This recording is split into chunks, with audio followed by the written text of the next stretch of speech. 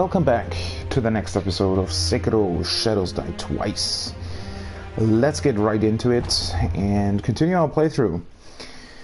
So, the last time was not very successful, I feel like. I found the pagoda in the Hirata estate, or rather, well, I found it before, or saw it before, but I found the actual path to it. And then I found a pretty strong opponent there.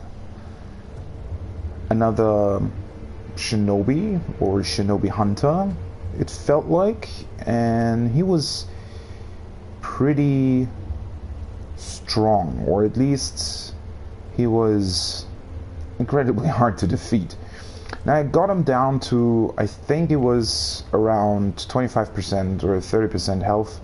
That's probably my best attempt, although with a bit of, well, not exactly cheating, but trying to stay out of his range and then do the dash in with my shuriken. Felt a bit cheap to me, and in the end wasn't very successful because I ran out of spirit emblems, unfortunately. And I then decided, well, I'm not gonna fuck with him as of now, probably trying him a little bit later. Now, one thing that I wasn't really sure about was whether or not the game intends you to actually beat these characters. I mean, sure, it's possible, right? It's always possible in these games. But I wonder how much the game intends you to, to lose a couple of times at that spot. Not really sure about that. But I did continue on through the Hirata estate, through the, well, not the main entrance, but the back entrance that leads you into the burning estate. And there we actually found another mini-boss type enemy, although he isn't actually mini. He's quite big and quite drunk, apparently, and spits poisonous...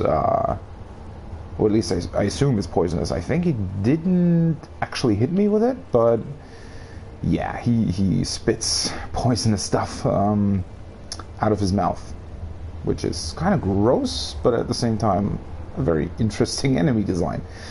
There's also another dude actually helping you, or, well, helping is relative, right? He's just rushing in once you talk to him. So now we gotta, face some decisions here. We could go back into the memory, go back to the Hirata estate and fight the drunk dude, because I'm not going to try the pagoda again at this point in time. I feel like I'm missing something that would give me an edge over the guy that you find there, because he felt not really too strong, but it definitely felt like you were missing something, right? Some kind of technique, or maybe a special tool for your prosthetic to actually be able to stun him, or find something. I mean, you can definitely defeat him if you're very good at deflecting his attacks, which I'm not, I have to admit. I find his attacks very jarring, because he's switching very rapidly between attacks that have a very long wind-up animation and attacks that have an incredibly short wind-up. And you can't really evade him, because most of his attacks actually hit like in a cone around him rather than just in front of him. And you also can't really, like, some of his attacks, especially his death blow, I'm still not really sure whether it's a thrust attack or not, or if you are even supposed to counter that, or if you're just supposed to dodge it. But his, like, kicking attacks felt very, very weird to me. They felt completely different to what I've encountered so far in the game, which is just overall a very strange thing. Great. Twitch is messing up the stream category again. Sorry about that. Hope it's fixed now. But yeah, it really felt like I was missing something. Either I was missing like a hint or a clue as to how his attacks actually worked or how you were supposed to deflect them, or I'm straight up just missing a shinobi tool or something to make it easier to fight him, right? I'm really unsure about that. Now the problem is, because I fought him so much, I actually triggered the Dragon Rod again. This time to different NPCs in the two merchants that we met. And I'm not really sure about that either. We could either go and try a couple of times to fight the drunk dude in the estate. I didn't really feel like it was a particularly hard fight. I mean, granted, I only tried it once. He's a much slower enemy. And he didn't actually hit that hard, so I feel like it shouldn't be too hard to defeat him. Then again, it will probably take me a couple tries. So here's the thing, right? I kind of want to know what happens if I die more. You know, what happens if because the first time around, 2 people encountered Dragonrod, the maid and the sculptor, and I got the recovery item, the Dragon's Tears, I think, or Dragon's Droplet, that's called, in order to reverse that. Now I don't have that, and 2 more people have, have gotten the Dragon Rod. So I wonder how that continues. If I continue dying, will those 2 people die, or those 2 people's conditions get worse, or are just more people affected by the Dragon Rod? Maybe the maid and the sculptor will also get Dragon Rod at a certain point.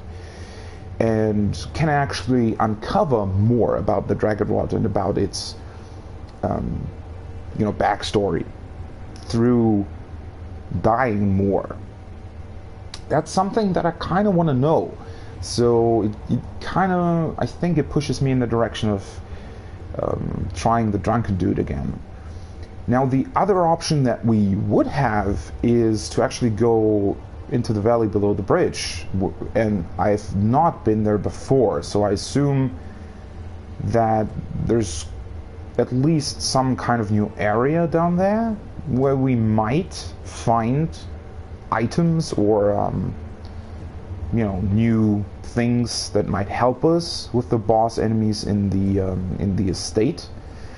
Because right now, I mean, for example, having 3 healing gourds, it's not that much, to be quite honest. But I think before continuing on through the valley below the bridge, I am going to try and go back into the memory and try the drunk dude. I think that's what we're going to do. The only part that I didn't really like about it is... Or actually, wait a second. I have a skill point. I don't really have much money, because I died to the pagoda dude too many times. I do have a skill point, though. I mean... I actually went through these, and there's not really anything that seems or strikes me as something that would help me in the encounter against the pagoda dude. Because just, for example, increasing your healing potency wouldn't really help you in that encounter, because if he hits you, you're pretty much dead, or it's even pretty hard to recover your health against him. So I don't really know whether or not I want to go for it. I could unlock it, I could just straight up grind for it, but it doesn't really feel like it would give me an edge over him, to be frank. And then these ones as well. So the only 2 that I can actually unlock right now are these 2. I mean, I can just go for one of them. If I'm gonna fight the drunk dude, then it's probably best to just use the skill point. I'm not really in midair all that often.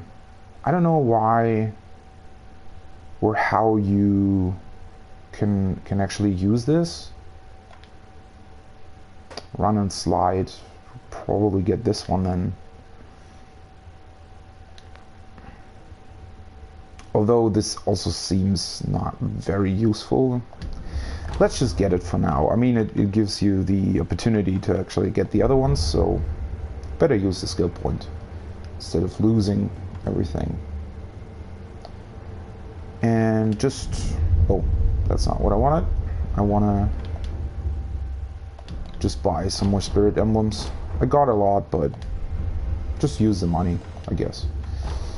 And then go back to the Hirata Estate main hall and try the enemy. Now, I don't know how I really want to approach this. First of all, the run back to him isn't all that great because there are quite a few enemies like on the path to him. You can go into the roof, but I don't know how much that helps because you most certainly don't want all the enemies following you into the encounter, right? And then also, I probably want the healing, I probably want the antidote. I mean, the other items you might, or it might be useful to just not equip them right from the start, just so that it's easier to cycle through your items, and then just equip them if you really want that. Now, he didn't feel particularly strong, so I don't know whether or not the sugar is really useful for it.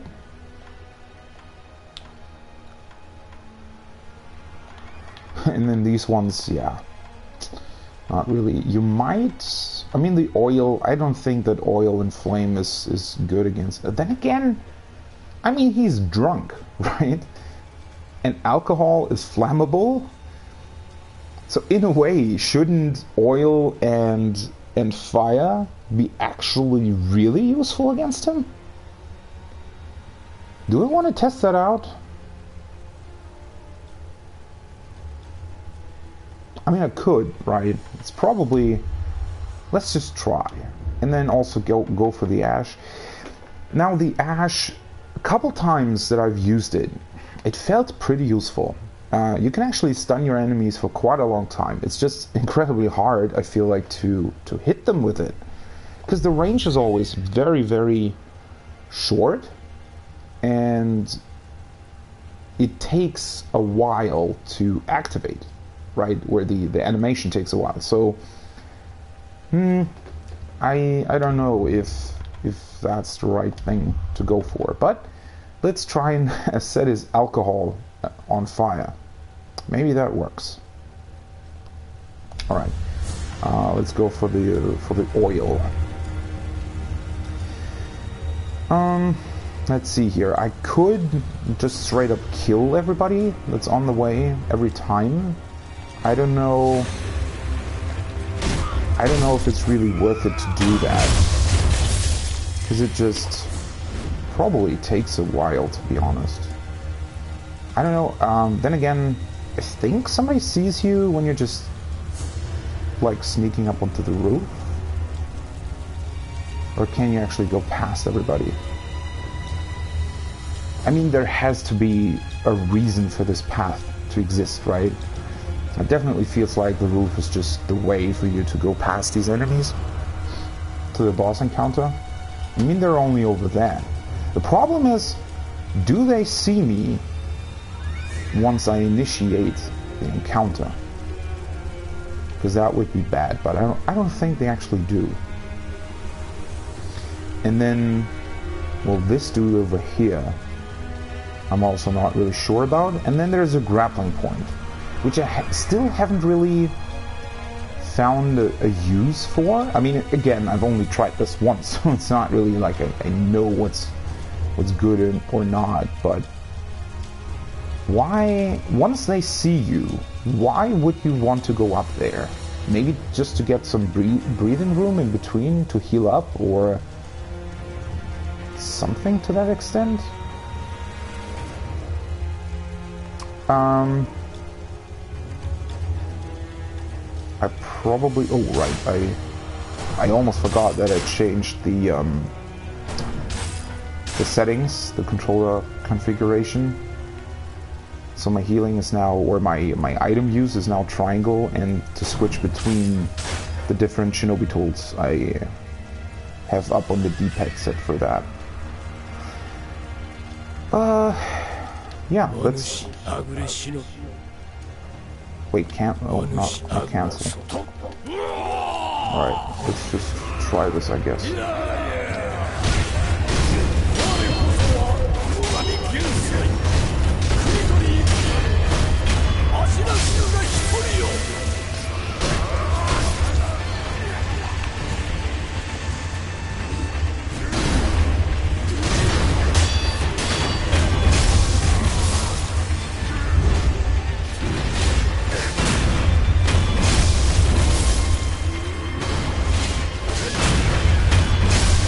Good that I get health back. Wait, where is he? What? Oh, he's already dead. Well, that's unfortunate. Oh, right.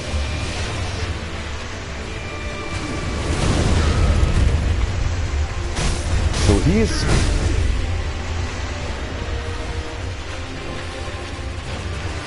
That's definitely useful against him.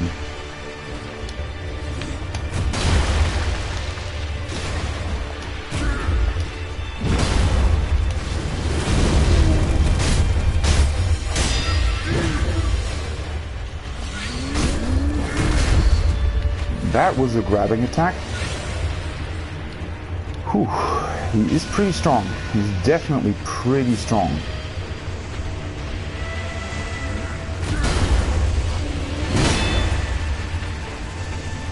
And that's actually... What the hell? Seriously? There goes my healing, I guess. I mean, they really want you to deflect all the attacks. It definitely seems like that. Because it's incredibly hard to... Do you want to use the pellets? Not really sure about that.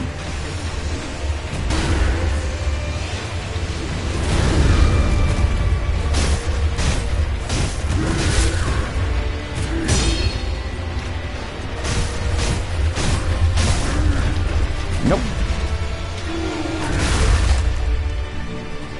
That didn't work. I don't want to use too much oil, to be quite honest.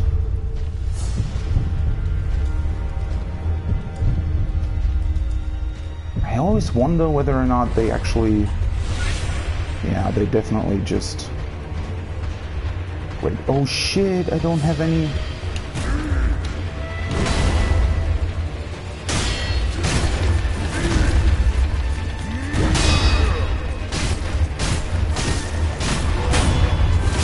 That was the first one, alright.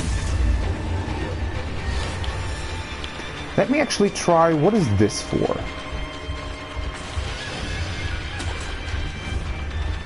Why can you do this? So now he's just standing there, doing nothing. Oh! Well, that's interesting. So he's able to poison you up there. Let's use a pellet. And well, the oil isn't really useful anymore, but try the ash.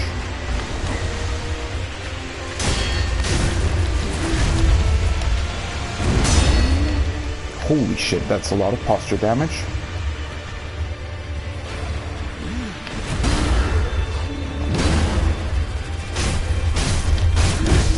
No! Yeah.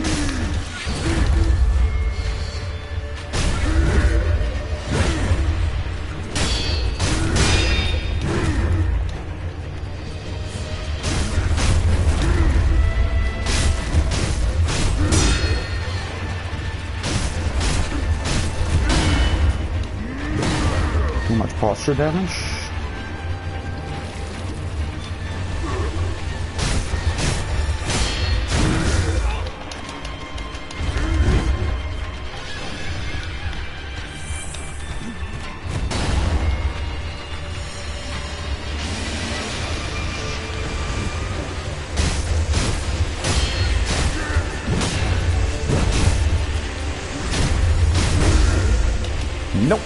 Definitely didn't do that right. Holy hell.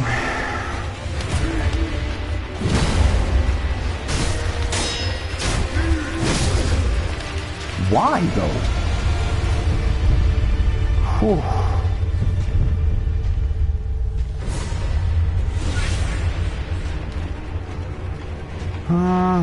This is unfortunate. Let me... wait.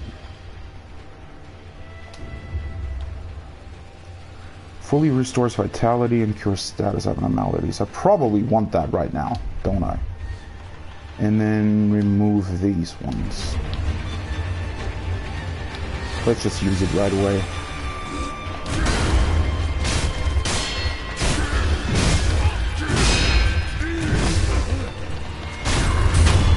Holy shit! Alright, that was way too risky at the end. Holy shit. That was way too risky at the end. I should have done that way better. Alright. Unrefined sake. A bottle of cloudy, unrefined sake is a drink meant for sharing. This cloudy sake is one of Isshin Ashina's favorites. It has a rich, full-body flavor. On the other hand, it has a reputation for getting one too drunk too quickly. That's an interesting point. I'm gonna get right back to that. And we got another prayer beat, which is cool. Hui. Alright, it was definitely... well, I don't know about lucky or whether or not the game intends to do that, but getting the second resurrection in that fight was incredibly useful. So, I think I was a bit too nervous through his second phase, because I realized I could actually kill him, and that's always the biggest problem in... there's been a big problem in not in Dark Souls, in Bloodborne, in bosses, right? Once you get them pretty low, or once you realize, wait, this works, right? You can kill them right now. You get you just get nervous and you kind of mess up, and that's like the first one of the actual very first rules I think about these games, about the FromSoft games, is never ever. Never ever risk too much. Even if your enemy is very low, just play it cool. Don't engage them too fast. I mean, he was pretty slow. He was definitely really slow, and his attacks were pretty easy to deflect. He did a lot of posture damage, but you could just, run away, recover. And I definitely liked that the oil worked as well as it did. Didn't expect it to, actually, because so far the game has been a bit disappointing when it came to, thinking about, well, I could actually use all these tools, and then you kind of find out that they're not all that useful. But this time around it did work. So you can actually set him on fire because... well, he's drunk and alcohol is flammable. Which, yeah, it's kind of funny. And, yeah, I had full health. He was almost dead. So I shouldn't have risked that. I could have just, it was way too close, way closer than it should have been, to be honest, at the end there. But let me get back to the item we just got from him. So we got more sake. Now the last time we got sake, when was that? So Emma gives you that, right? The first drink that you get is from Emma. And I think it's after you cure Dragonrot, if I recall correctly. Not so sure about that though. Is it after you cure Dragonrot? It might be. So, but that, I think that was like pure sake, or refined rather, whereas this one says unrefined. And this is a very interesting point, right? Because I just recently, I think it was yesterday, or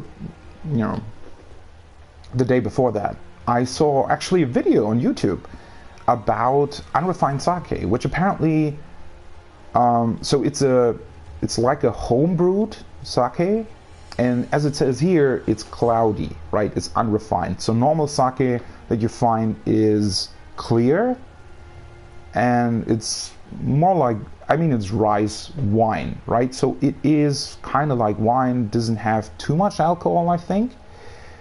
The unrefined sake, on the other hand, is very cloudy, and it still has, like, you know, rice grains in it. So it's more like cream, apparently. It's like creamy drink, and it's apparently stronger than refined sake.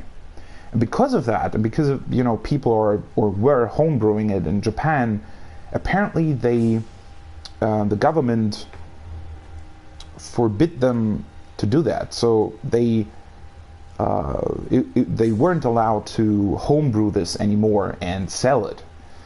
But apparently it has been coming back throughout the last couple of years, and they actually now have, I think it was about 150 breweries that are allowed to sell unrefined sake. And it kind of looks like milk. Again, it's a bit creamy because there's still, you know, rice grains in it. I'm actually not so sure whether or not they're filtered out in real sake. I guess so. Well, yeah. And I think it's also not allowed to be called sake, actually. It's just like rice. Just says it's a alcoholic beverage, alcoholic drink, but it's not called sake, right? That's sort of a name for drink that it has very that has a lot of like quality, or needs to adhere to certain quality standards in order for you to be able to call it sake and sell it as that. So this unrefined sake is not called that. But I find that really interesting, right? Because this obviously takes place probably before they even banned this selling of this drink.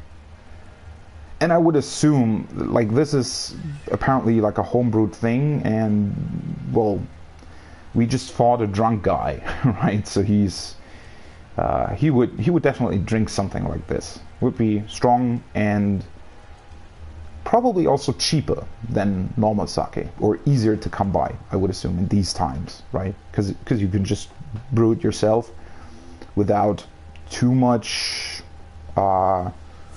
requiring too much, I guess, effort or machines or something to do that. Now, what I am wondering, the only person so far that we've been able to give sake to is a sculptor. So I would assume we're doing that again with this one. I don't know if he likes it. I would assume so, but I don't know what it actually does. Is it helping us in some way? Is it enabling us to do something later on? That's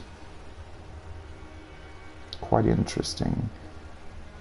It also says number held 1 out of 99, but I don't know whether or not that's actually... Because most of the key items have 1 of 1, obviously, because there's only 1 of them in the game. The prayer bead has 99, which obviously you have to get 4 of to get the next prayer necklace.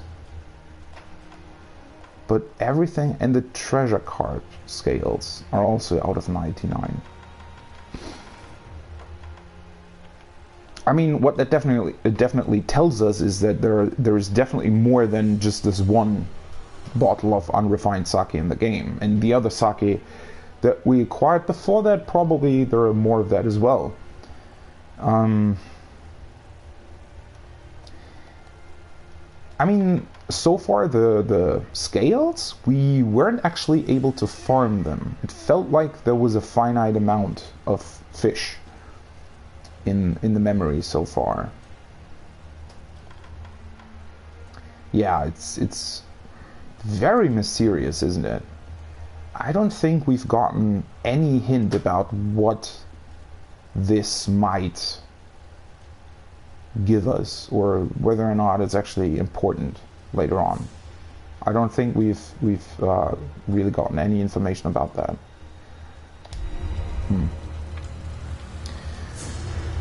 All right. Oh, I forgot there were two dudes here. Should be able to kill them pretty quickly, though. Let me go through. It was definitely the right call using this. And the ash was, it was quite useful. I mean, you get a couple hits in.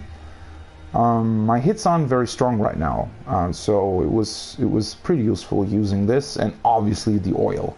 The oil together with the flame, or what's it called, flame vent. That was the right call, I think.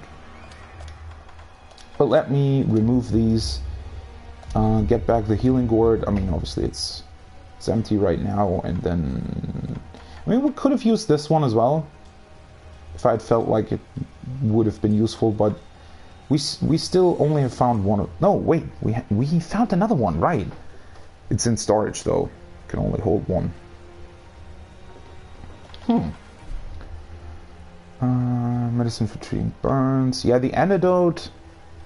He wasn't really poisoning you. I mean, he was doing so much posture damage that I felt like you were posture broken before getting poisoned. And I really don't know what that grappling point is for. I mean, maybe now I should just get back up there and kind of take a look. Maybe there is an item that you can get, like by jumping to certain points from that point. But yeah, I definitely... I had a feeling like they weren't just letting you get up there and just chill. So he's actually able to poison you once you're up there, which I mean, maybe that's the point of it, that you kind of think, oh, I have this plan in mind, right? I am just grappling up there, and then he can't attack me anymore, and then he just poisons you. Maybe that's how it's supposed to go. I really don't know how they intend you to do that. Now, should I move... Wait, maybe before killing these guys, maybe I should just move on. Because I feel like maybe there might be a safe point here. So also, can you go to the left? To the right? No, I don't think so. Doesn't really look like it, to be quite honest. Huh? Music just stops? Yeah, that's weird. The music... I don't know, I don't want to criticize the game too much, because it's a really good game, but there are just a few things here and there that feel like it should have maybe, maybe they should have just gone back over it and fixed up a couple, like, little things here and there. It definitely doesn't feel as polished as Bloodborne was. Then again, Bloodborne did have very few, but just a couple of these weird points here and there as well. But now, one thing that I like about this game, considering the audio mix, is that a lot of the noise is really loud, but it fits so well. Like, the sword clangs are incredibly loud, and that fits. And once you're in a fight, having the music really ramp up, it definitely adds a lot to it, right? I like it when they purposefully, make these decisions where certain noises or certain audio is just, clearly meant to be louder than everything else. And that's cool. But at the same time, if you're doing that, you need to be really sure that there's no sort of weird transition or no point where that becomes overbearing. And I feel like they made a couple of those errors in this game. So, for example, fighting these mini-bosses can get very, you know, as I just talked about, you can get very nervous. They, especially, you know, if they're a really tough enemy and they're hard to beat, and you know, you don't have any more items or health left, and your opponent is almost defeated, you really feel your heartbeat rising. And I mean, that's what's so fun about this game, right? Is that there are these high stakes, and you definitely know, I want to kill this guy now, but it's, you know, having these high stakes, that's what makes this game so great. But once you defeat your enemy, it feels like that should be the breathing room, right? That would give you that should give you the opportunity to calm down, to, you know, gather your thoughts, and to just relish the fact that you just defeated a tough opponent. But the game doesn't really let you do that, right? It shows you the items that you get, and you know, that would be the perfect opportunity to slowly read through them and just, you know, celebrate what you got, right? It's a very cool thing that there are these tough enemies in the game, and you defeat them, and then you actually get something worthwhile for that. But because the music isn't calming down, there's still fight music going on even though you won the fight, you know, as long as the items are still on display. It just doesn't fit together very well. So you have to kind of very quickly click through the items, then calm down, go back into the memory, read through them, read through everything you acquired. But that doesn't really, you know, it's not a very good design choice, or it's not a choice at all. I feel like it's more of a mistake that they didn't fix. Yeah, so that's not that great. And then same thing here, right? The music should just slowly fade without you even noticing that there is much of a transition, and then suddenly, you know, it's quiet, and you feel, oh, now you're in this room, right? And there are probably more secrets to uncover, more enemies to fight, but it's way more calm. It's you know, way more collected than before, and you're actually, you know, you fought this tough opponent, but now you're back to being, you know, a silent shinobi, a silent killer in the dark. Could be a really cool thing, but you have this really intense music for no reason whatsoever here. And then it just stops, right? I mean, at least it does fade out, but it's a much too jarring transition here. It doesn't really fit very well. I don't know, and there were a couple times in this game already where something like this happens, right? Where a transition is just too sudden. One thing that I'm remembering right now, for example, was the cave where the headless guy is. I haven't defeated him so far, but I went down there, and you know, you're going into the cave and there's this fog going on, right? The game has this atmospheric fog, which is fine, but you're going into the cave and you see the fog, and it looks like there might be another entrance to the cave further up ahead, or there is like some kind of light source behind that fog, because it's brighter than the wall of the cave. And then there is one point where it just immediately turns black. So it's probably the point when the game, you know, despawns the fog because you've entered the cave, but it's so sudden that it's way too jarring, and it's really taking you out of the immersion of actually entering a cave, because obviously that fog shouldn't have been there at all. In a dark cave, you can't see atmospheric fog, obviously, because it's dark, right? So it should just have been dark, but the way the game renders the fog, it wasn't. So that's an oversight that shouldn't really happen, in my opinion, because it's very integral to the immersion of your level, right? If you've levels like this that are beautifully crafted and that have very, like, a lot of purpose behind them. There is a lot of purpose to how the level is designed, how the playable space is designed, how the enemies are placed throughout the level.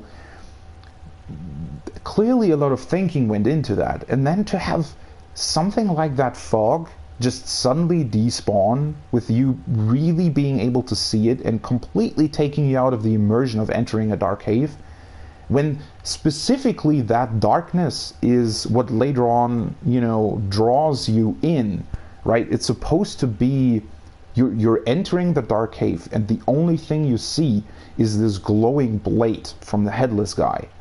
That's the only thing you see, and you can faintly make out the guy itself, right? You can faintly make out his removed head. So they should have paid more attention to that, I feel like. It's a bit, one thing that I wonder with these games is how they, or why they suddenly have these breaks in immersion that shouldn't be there. Maybe it's because they have to rush at the end, but it's just something that should really come up in testing.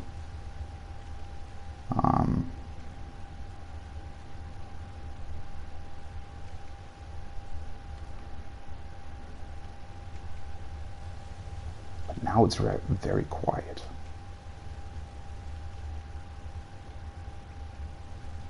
But judging by the other room I was in before, there's certainly, they would probably try and place an enemy in here. Yeah, there are actually two guys.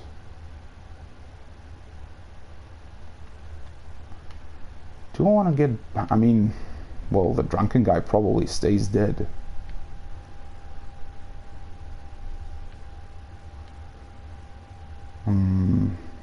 Kind of hope that there was just one guy maybe that was easily defeatable.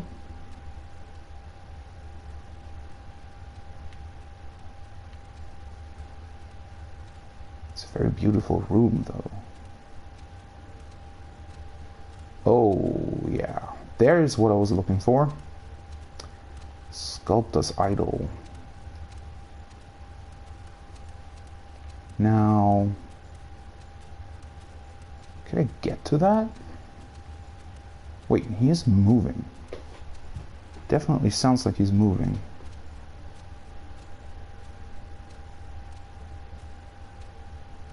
Or is that something else?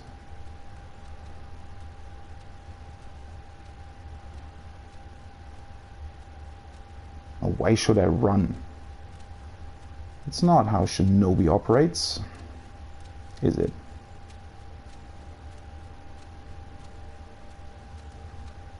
What is he doing?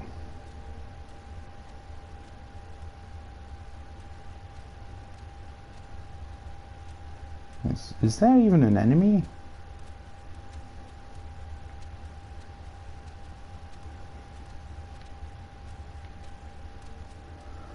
Yeah, you know, I don't really want to know whether or not that's a he or a she, because you can't see it from here, right? Well, might be able to assume.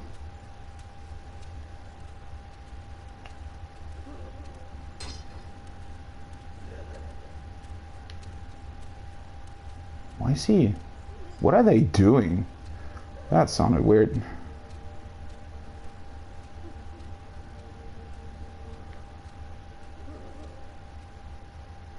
Wonder what this room was.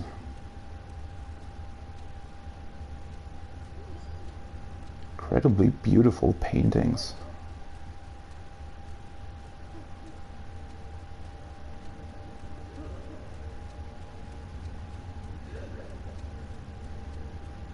What's it? What? It almost sounds like someone is training or something.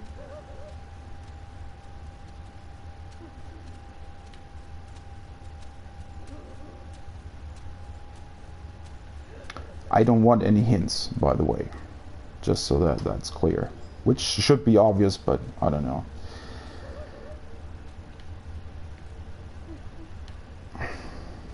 So I can talk to that person.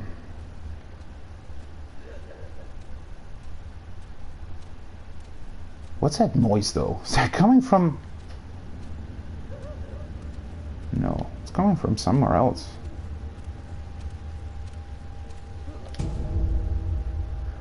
Needle Balloon of Soul. That's for the resurrective power. Oh, yeah, I forgot about that. Well, I got 2 resurrections against the drunken guy, so... Didn't really want... Or didn't really need to use that.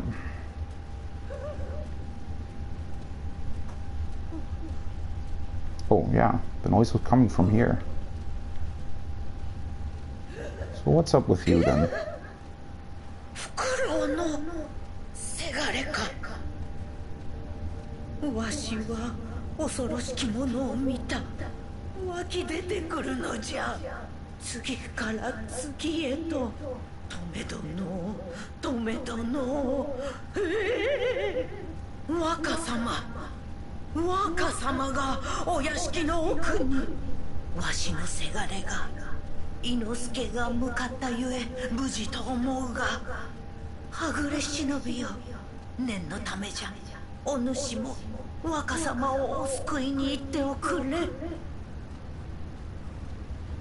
What? She just recognized that we were Wolf without even looking up? Alright then. Her dialogue was also a bit too straightforward for her, just, you know, clearly being in pain or fear. So Owl is Ishin Ashina, right? And something's pouring out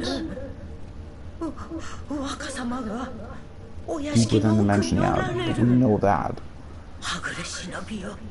We still don't know why he's called a rogue shinobi. It's another point that I felt was conveyed a little differently before we entered the memory. Look for the young master. She said something before, though, that made it sound like she was his mother.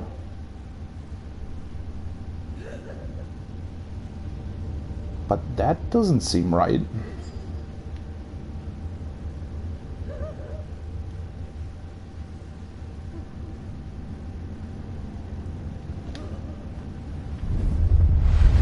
Well, let's rest first, I guess.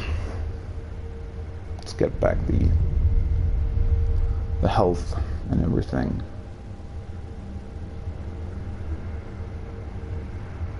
Didn't actually get too many skill points from the mini-boss.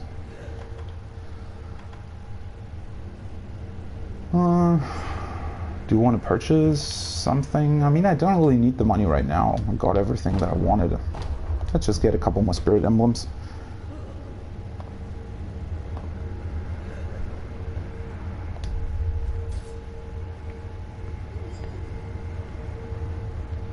And then this is the way forward.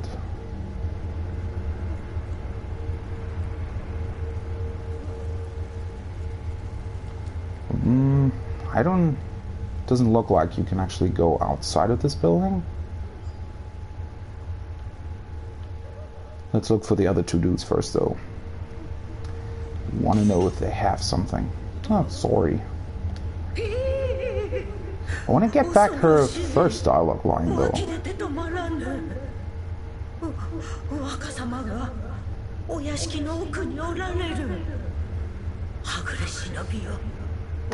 I don't get the pouring out part. So is she having, like, bad visions or something? Is that a thing in this world?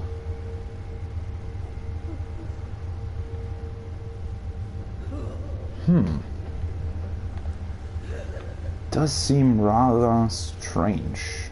This whole encounter seems strange. Why is she even here? Just to hint at something we already know?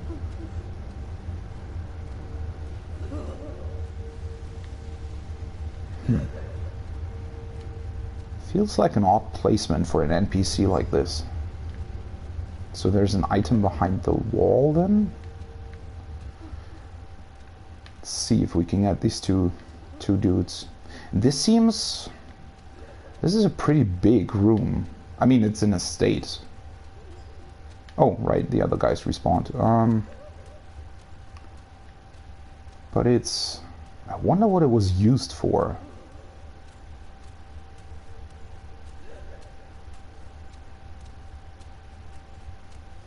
It's probably some kind of maybe meeting room or something.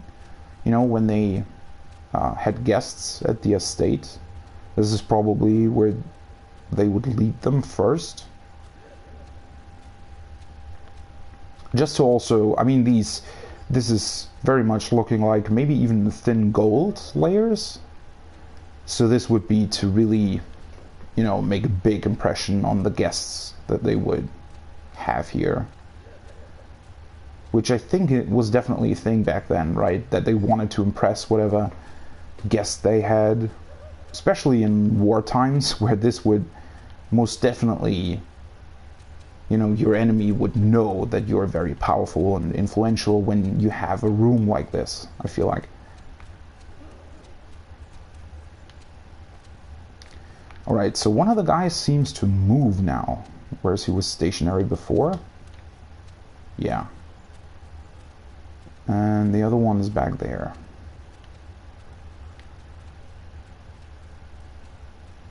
Now let's see if we can take one of them out quietly. I mean, this didn't work before, so he's already turning back there. Trouble.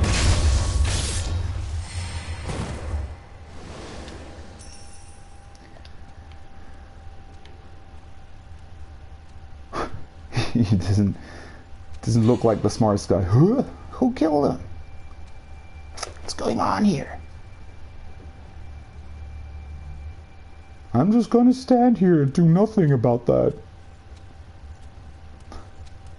Seriously? He's just gonna continue his route without looking for anybody?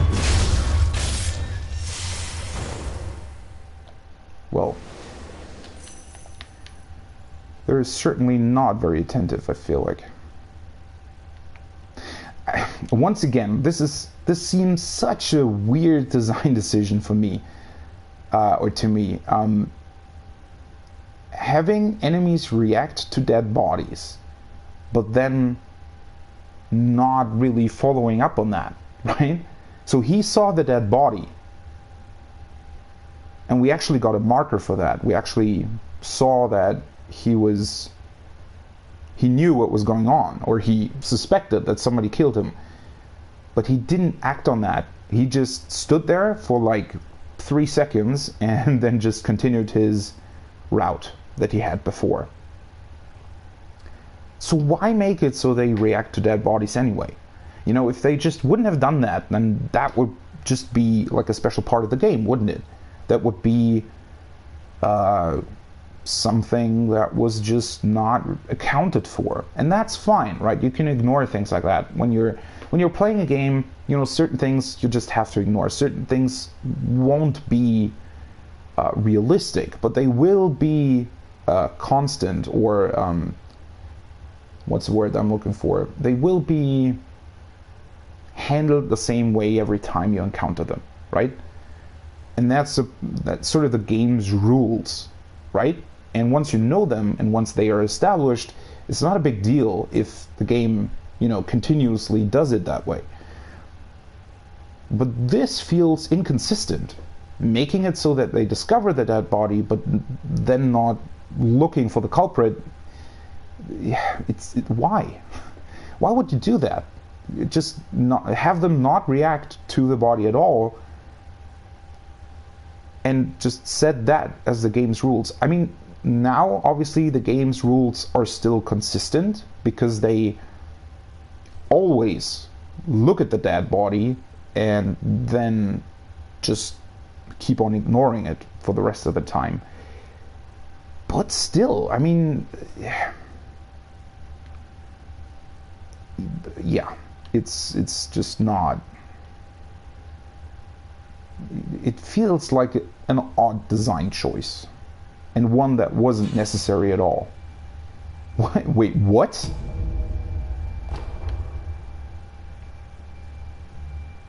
Huh? Was I making too much noise? What? Is he actually coming in here? No. Maybe it's just buggy at times? Seems like the AI is actually having problems to sometimes, you know, discern certain things. Because now he doesn't react at all. What was the point of that?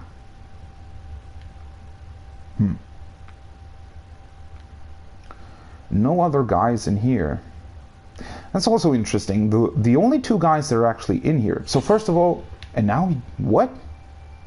No, this time he actually turned back. No, he didn't. And it's not the guy standing at the door. It's one of the random dudes that's just standing out there. Yeah, that's definitely a bug. Ah, that's unfortunate. Yeah, there are a couple too many of these weird things that just doesn't, you know, that shouldn't really happen, I guess. More pellets. And then what I was talking about before is just that, you know, the last time, like, back this direction where we came from, we went into one of the houses and there were two dudes actually hiding there, right? They're actively hiding, or sleeping, I don't know, but you weren't able to see them. And they actually surprised me pretty well. But this time around, it was very obvious that these two guys were in here. Which then also makes it weird, because they're, you know, they killed everybody, but they left one of the women alive? And just let her, you know, cry over there and not pay any more attention to her? Weird. That's really weird stuff. That NPC placement, and I really want to get back her first dialogue line. It's just,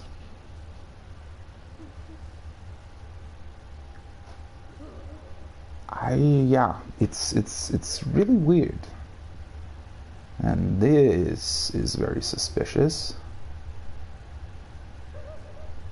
Is there something behind this? Some more oil? Which is also interesting. They sort of stock up your items that you most likely used during the last enemy encounter.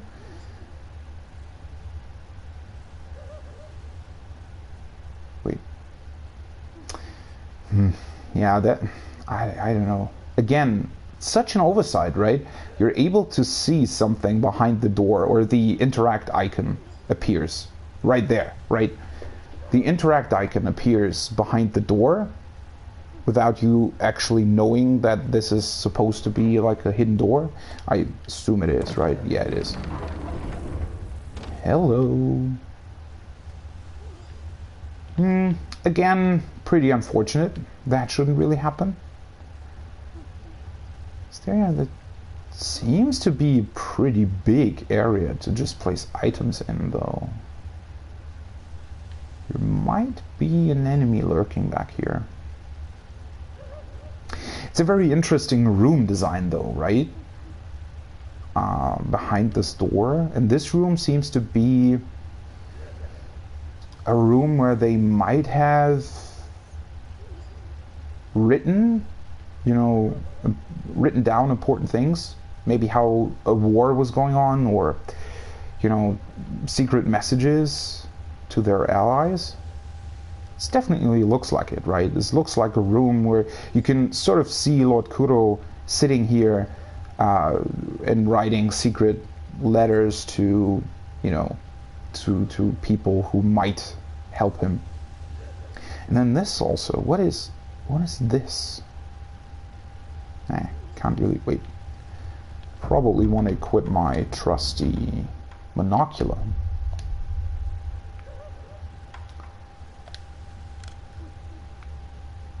Why is it what?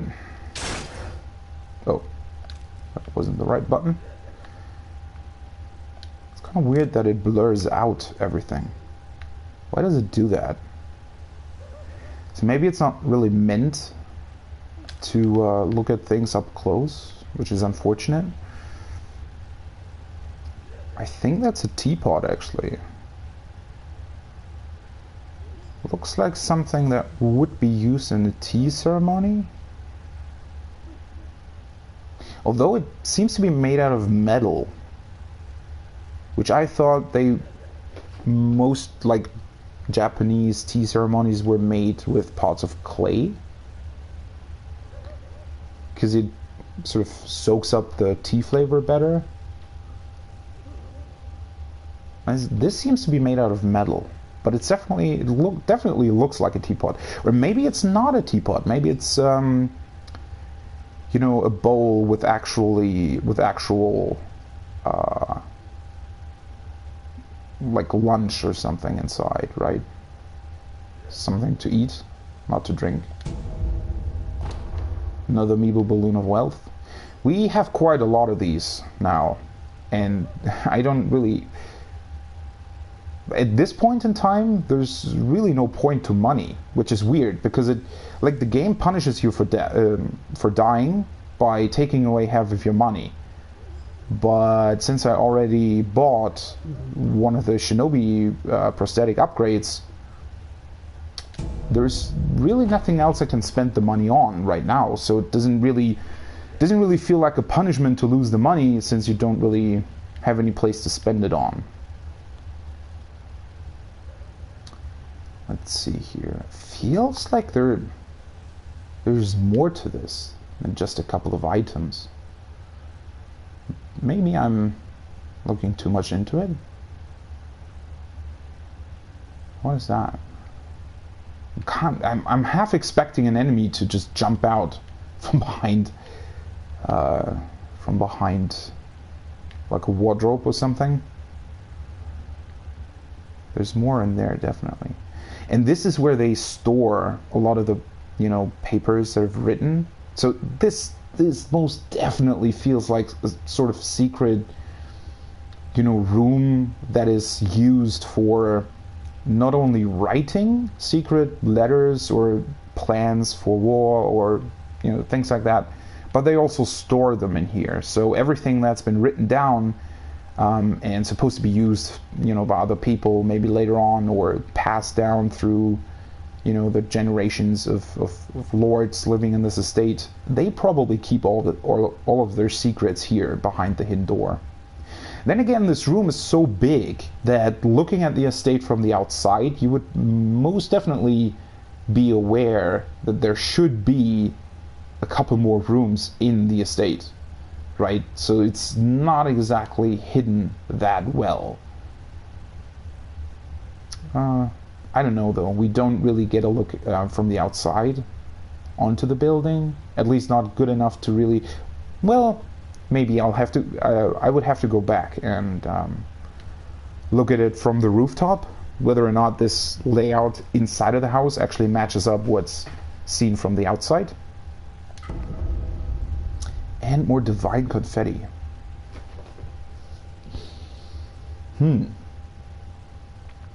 This is making me kind of nervous, because we already found 2 divine confetti in this dream as well. Or, I'm still saying dream, it's a memory. So, and these are 2 more. So either that tells you you're supposed to go back to the present and fight the headless guy, or it means that we are actually going to encounter a spirit type thing in here as well. And this looks rather interesting.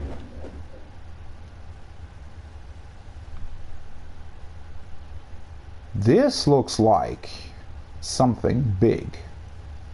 It's actually the first time that I encountered a chest like this.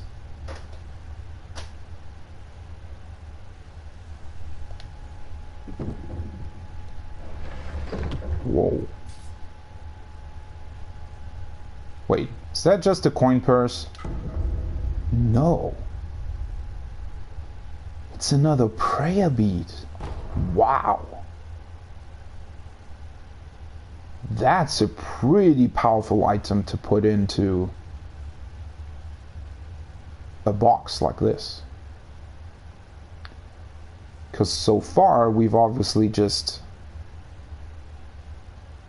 gotten those prayer beads by defeating mini-bosses, quite challenging mini-bosses at that as well. So placing a prayer bead here, that's really cool. I mean, it wasn't really a hard to find secret. It really looked like a door or like a secret door, right? But still, it's really cool that they decided to actually reward you for finding it. It's a pretty cool thing. I also like the dust particles raining down when you use the door. Really makes it feel like maybe it hasn't been used in a while, right? Maybe it really wasn't necessary, which could also be a reason why they weren't really prepared for the attack on the estate. And one thing that I wanted to get back to is we have been repeatedly called a rogue shinobi. Now, the first few lines of dialogue and everything that we, all the information that we gathered in sort of the first part of this memory made it look like this might have been the incident where Wolf became rogue or became someone disregarded by everybody else, or someone who lost their reputation, right? But now it seems we already lost that. We were apparently already sort of cast out. But then again, our father or old master that we found, who's now dead in at the main entrance to the estate, they were quite glad that we're here now. So we still really don't know whether or not there has been something before this memory as well, that there might have been like another incident that prompted Wolf to become rogue, and that's what they're referring to. So, I mean, I suspected as much, that the game would probably give you a couple more memories, because, the whole mechanic only makes sense if you have more than one. So maybe we're going back further in time than with the next memory that we find, and we might be able to see or get to know why Wolf was regarded as a rogue shinobi. But it's still very interesting, right? Especially in Japan, like losing your face and being cast out or looked at as a rogue shinobi. I would assume that would really destroy your reputation with everybody.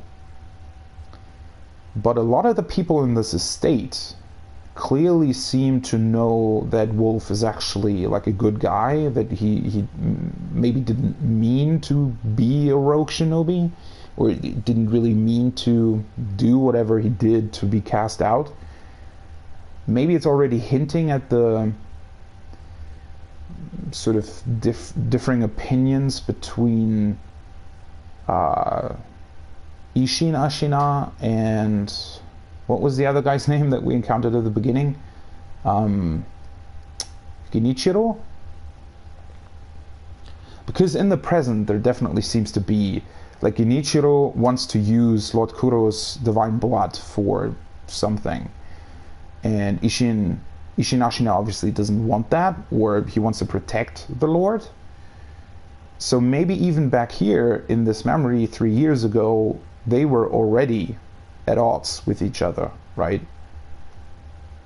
And we still don't really know where these attackers are from.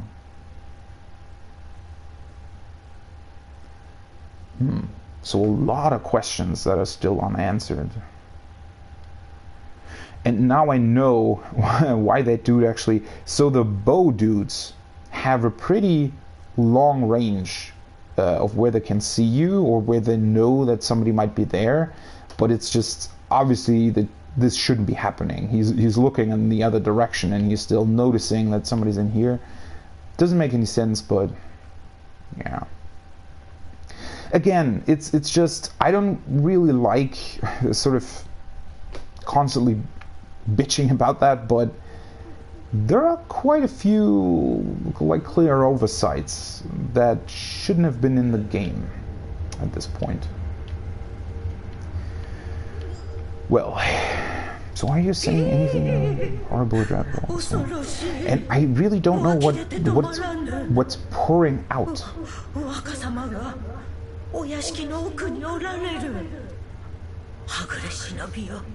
Oh, wait, so we got the divine confetti though. So maybe with pouring out, she means that there are some kind of maybe spiritual beings trying to get to Lord Kuro. It's a rather strange dialogue. And again, I really want to get back to the first line of dialogue she had, because maybe I'll take a look at the VOD later on and try to get what she meant by that, because there were like, well, first of all she was talking about Owl, which is Ishin, right? The guy that died at the front entrance of the estate. But then she was also saying something different. I was so taken aback by how this whole dialogue appears, and I didn't really pay attention to the second sentence she said. And I don't think that we necessarily have any item that would tell us something more about this. Well, let's continue on, I guess. I mean, oh, hi. What the hell? What's your purpose? Wait. Why is he just randomly strolling through this area? And to a sculptor's idol, no less. I mean, again, like, why is this... I mean, I'm glad she's alive, I guess, but why? Why is she being kept alive by these dudes? And why is he just standing there? Come over here. Is he even seeing me? Yeah, he is. What? I should be able to kill him. He's just a bow dude, right? Bye-bye.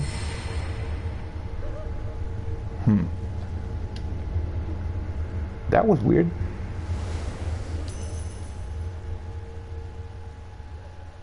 And this looks to be like another sort of big room.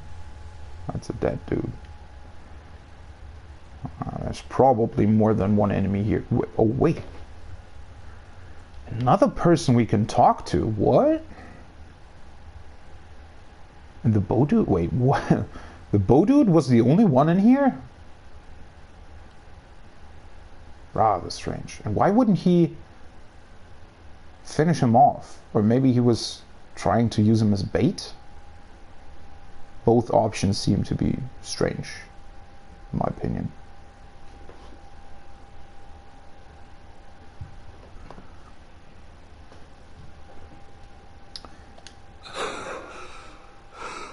But everybody knows us.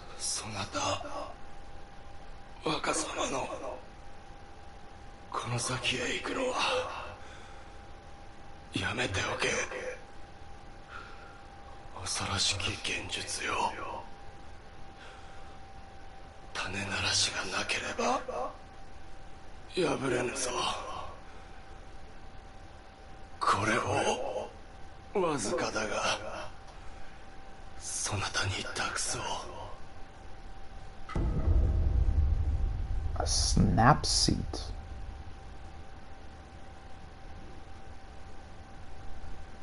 A few more seats that make a loud noise if you snap them.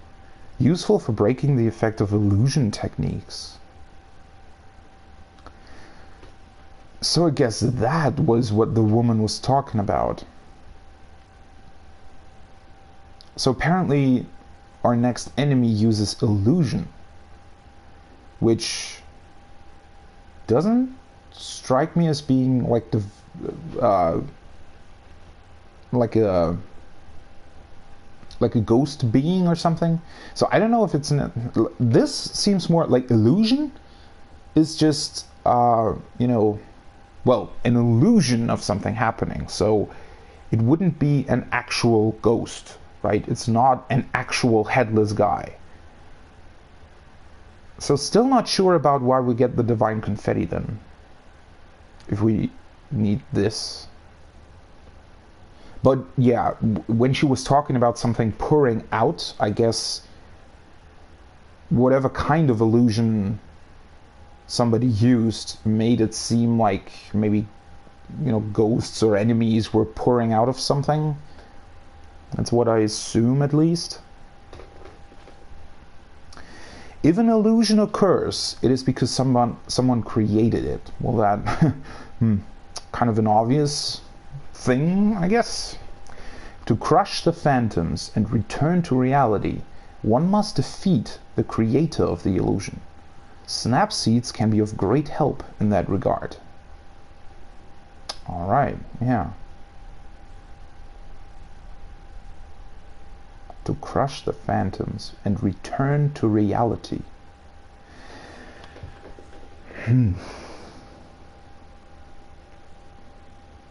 This does seem like a very odd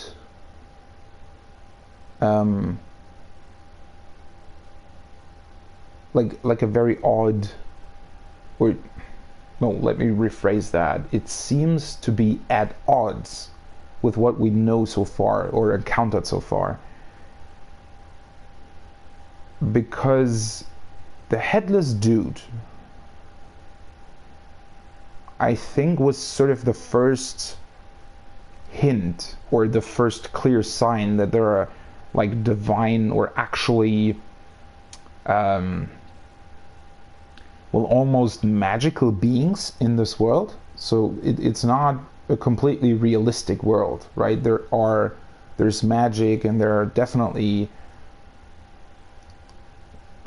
well, you can kind of call them magical beings, I guess, but, you know, ghost type enemies, apparition type enemies. I mean, the confetti clearly states apparition type enemies. But then the snap seeds here are talking about illusions. So first of all, it definitely seems to be something completely different or separate from that.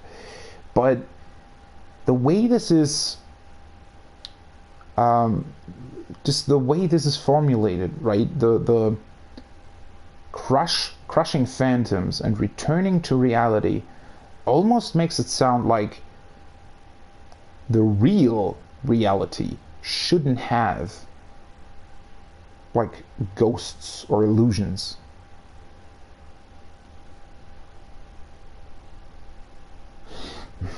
I don't know, maybe I'm looking a bit too much into this, but it kind of, it seems to hint at least somewhat of a connection between illusions and apparition type enemies. And I don't know, maybe the illusions, so we haven't encountered apparition type things, you know, things of that nature in this memory. So maybe they created those apparition type enemies through illusions over time.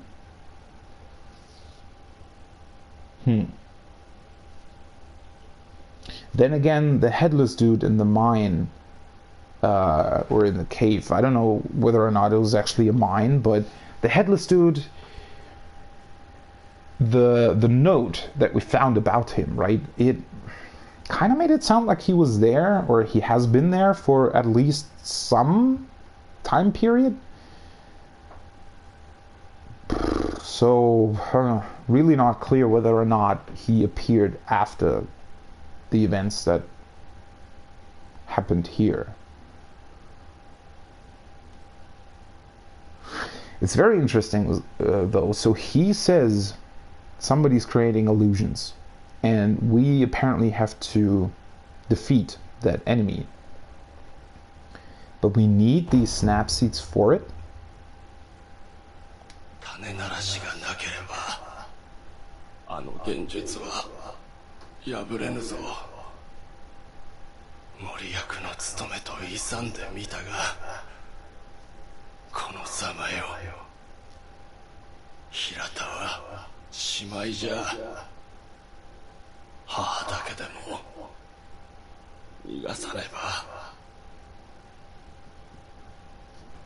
And we only got one snap seed, by the way. So I most definitely don't want to use it the first time we, fight whatever comes next.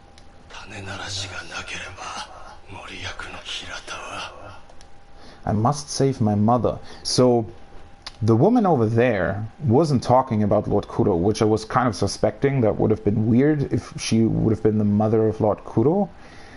She was talking about him, I guess, and he is sort of one of the people responsible, or one of the people who is supposed to guard Lord Kuro. So the mother was, the mother was trying to get to him, right? Because she knew that he would be here.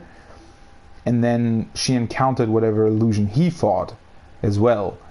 And, he, as a trained warrior and with snap seeds, obviously, overcame the illusion but was still defeated, whereas his mother is still haunted by whatever she saw.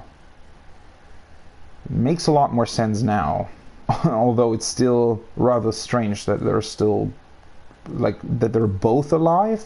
I mean, him, it makes sense, right? He's almost defeated. Nobody would really pay attention to him, I guess. But the mother?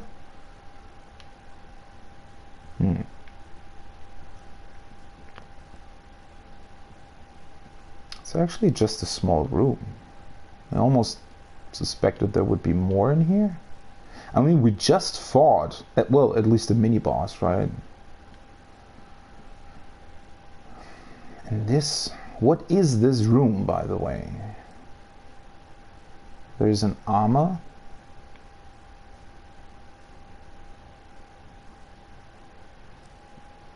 This seems... And we can shift tatami aside. Alright, so there's like a path hidden under the tatami. And again, this estate is clearly... the way it's built, it's clearly meant to serve as a possible retreat in case of an attack. There are definitely, hidden rooms and hidden things in here. But, since he is defeated like that, and he's talking about not being able to protect the divine heir, I suspect that the enemies have found whatever lies beneath. Still, at first, looking at this room, I would think that it might be some kind of shrine. It doesn't really look like it. Then again, it might be... Maybe this armor belonged to a very well-known warrior of the Hirata family. So maybe it's supposed to be like a small shrine dedicated to whoever wore the armor. Looks a bit like it. And again, I really like these drawings. These seem to be a bit washed out in here, but still pretty cool.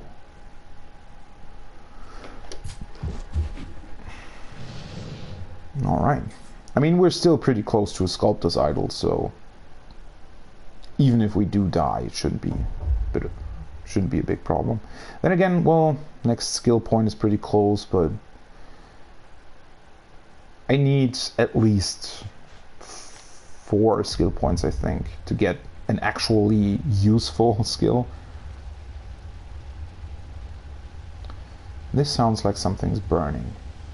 But this definitely feels like we're going to fight something much bigger than what we've encountered so far.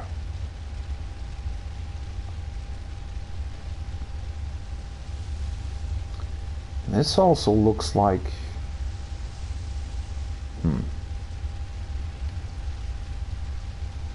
It's a bit strange that it just, you know, the stairs, while being in bad shape, still look like, you know, somebody took a lot of time to build this, but then it just suddenly turns to earth. Almost like they weren't able to finish, or properly finish whatever's down here. And this used the hidden temple key.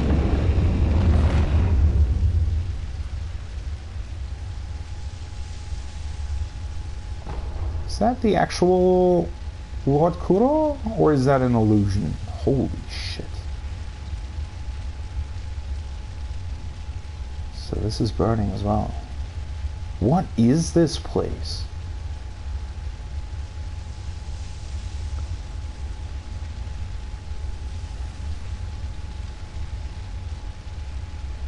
From the first look of it, almost looks like a stable or something. Because it's not really, like, there's no proper floor. But then you have this giant statue at the end. So that makes it seem much more like a temple. I mean, a divine place of some sort? What's that statue anyway? Right, I can just... without going in. Looks like Lord Kuro. Maybe it's just the white thing he's wearing, but...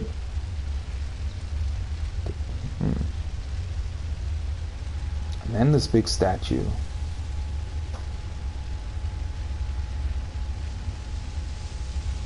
That's a Buddha, right? Just a giant Buddha statue. It's very curious. What is this place supposed to be? The statue looks, you know, like a proper place to worship. But everything around it feels very, you know, destroyed. Or it looks like it wasn't even really built up at all. But this is definitely, this seems to be a proper boss encounter, doesn't it? This seems to be a boss arena. Whoa, there are even more statues at the sides. Kind of wonder what all of the little paper things are about. Is that just wishes or, you know, messages that people were trying to get to the Buddha?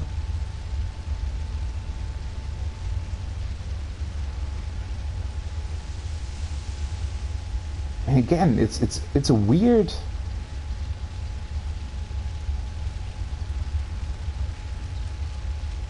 thing. It doesn't really seem to fit. The walls or all the other statues and the statue at the end seem incredibly well made, but then you have this floor that is just earth and a bunch of rubble.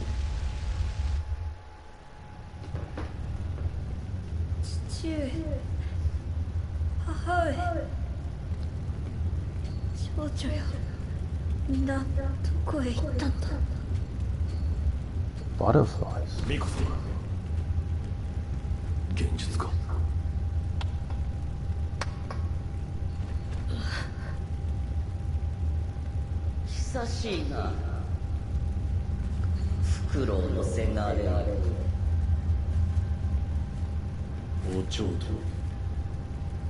Oh.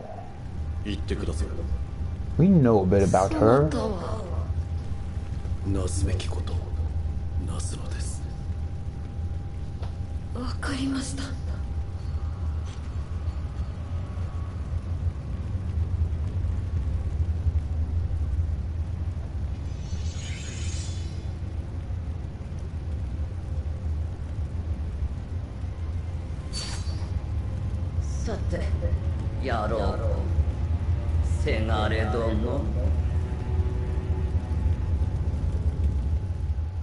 We shall. Oh, what? Tutorial? The lower one's vitality, the slower the posture recovers. Gauge color gets redder as recovery. We already know that. Lady Butterfly. So she definitely... Whoa. Holy shit.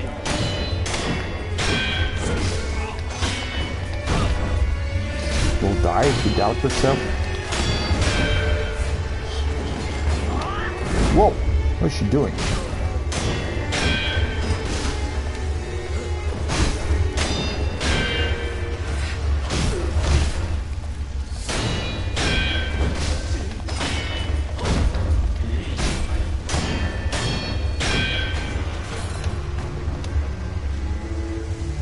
My posture is pretty broken. Oh, wait, what? Disengaged? Why? What? Whoa. Oh, yeah, that's a swipe. Alright. That was a swipe death blow. Does she know that we can resurrect? I think she is the first enemy that actually stands right in front of you. Oh, shit.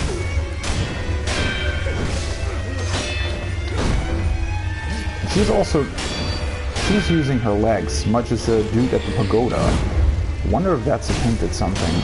I don't really know. Alright. What? That was a death blow?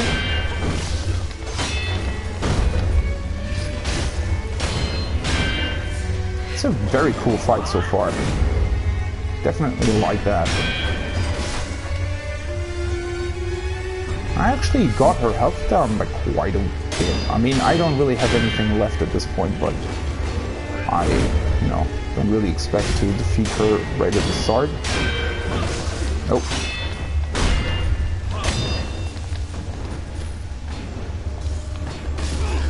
What was...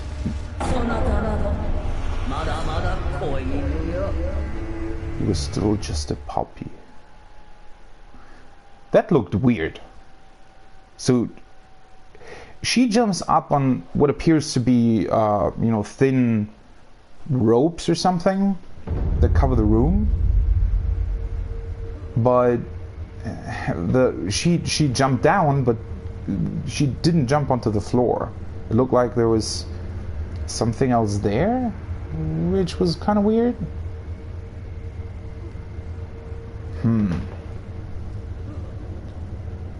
So that's a proper boss. It's a proper boss this time.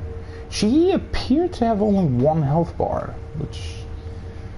I took her down quite a bit, but, I mean, obviously once you get hit, it just takes away a lot of health. Let's see if I can get another dialogue from her. Within the mansion. This does seem to be the sort of last place of this level, though, right? I mean, maybe there's something hidden behind the Buddha statue, but this seems like the end of a memory to me. I don't know what the snap seeds are supposed to be for. There seems to be... There's most definitely like a second phase. I don't know if I just didn't trigger it, because I think she had above 50% health, didn't she? So maybe just, I guess her second phase probably involves the illusions. Not really sure though, because the dialogue made it seem like you literally cannot defeat her without using snap seeds. And if that's the case, I probably want to get more than the one that I have.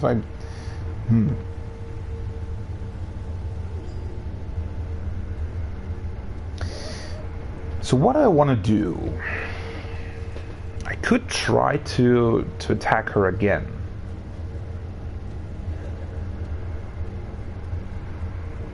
I mean, it didn't seem overly complicated. I was definitely able to attack her, which is, by the way, that is one thing that I kind of wanted to address. The drunk dude, right, I killed on my second attempt. It wasn't a clean attempt by any means. Yeah, sure, but you can kill him, right? You can kill him by using all the tools that you have and by generally playing the way the game so far taught you to. The pagoda dude, on the other hand, was far more, at least in my opinion, again, maybe I just did something wrong or it just didn't really uncover his sort of weakness or something, but the pagoda dude seemed way harder to defeat than any other enemy I've encountered so far, which just seems so random. And you definitely get a hint that there is something worthwhile at the pagoda, and it doesn't really, the game doesn't really make it seem like it's supposed to be a very strong enemy. A boss enemy or mini-boss enemy, sure, but maybe I really did something wrong? I don't know. I mean, at this point, I'm kind of debating what I actually want to do here. Because if I do need more snap seeds, I mean, maybe I should just try and fight her and see whether or not, or at what point those snap seeds might become useful. It's also really weird that this, I think he just every time walks in here. Why? Seems like a bit of an unnecessary enemy, in my opinion.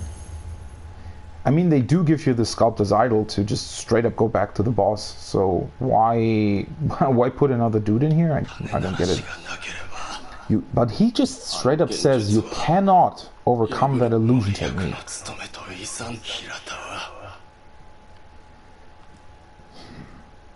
I don't know. I mean, I don't have many options left, right? I could go back to the pagoda. I could actually try fighting the headless guy now. I got 5 divine confetti.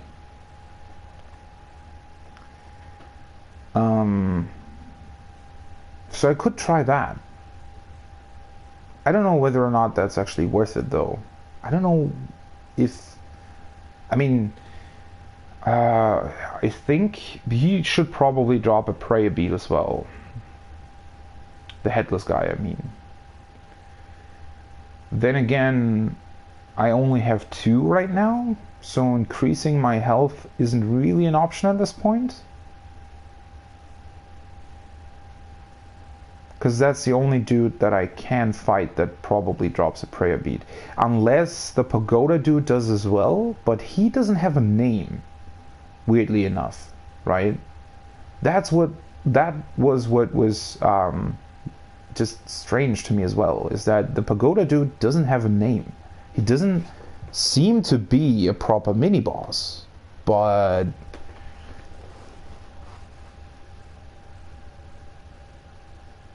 I don't know.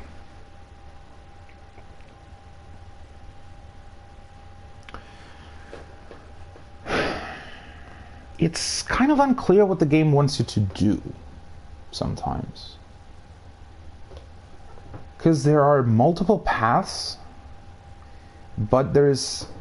And there definitely seems to be a connection between all of this, right? You always find... I found the flame vent that was useful in this memory against the drunk dude, but it would have also been useful against the red-eyed dude in the present.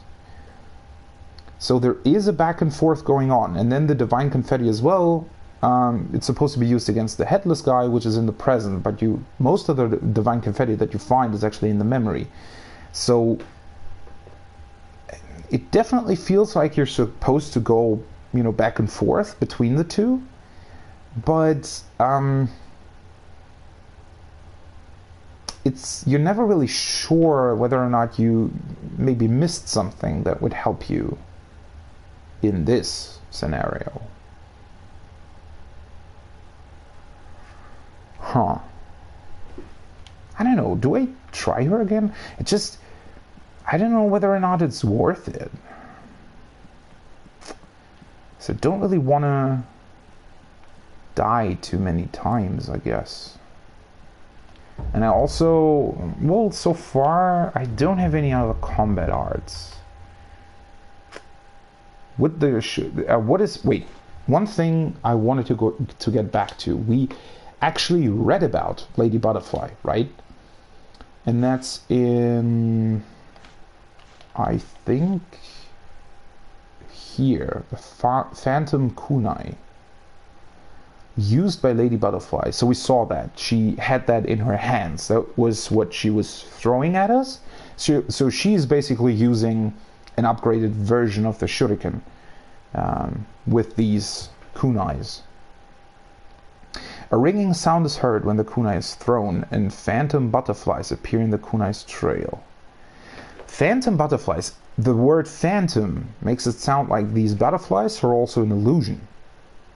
Since childhood, Lady Butterfly had accumulated much experience in Usui's forest, far from civilization along Tozan Trail. His forest is filled with mist and mystifications, making it ideal for training and illusion techniques. So this already gave us a hint about what we were going to encounter.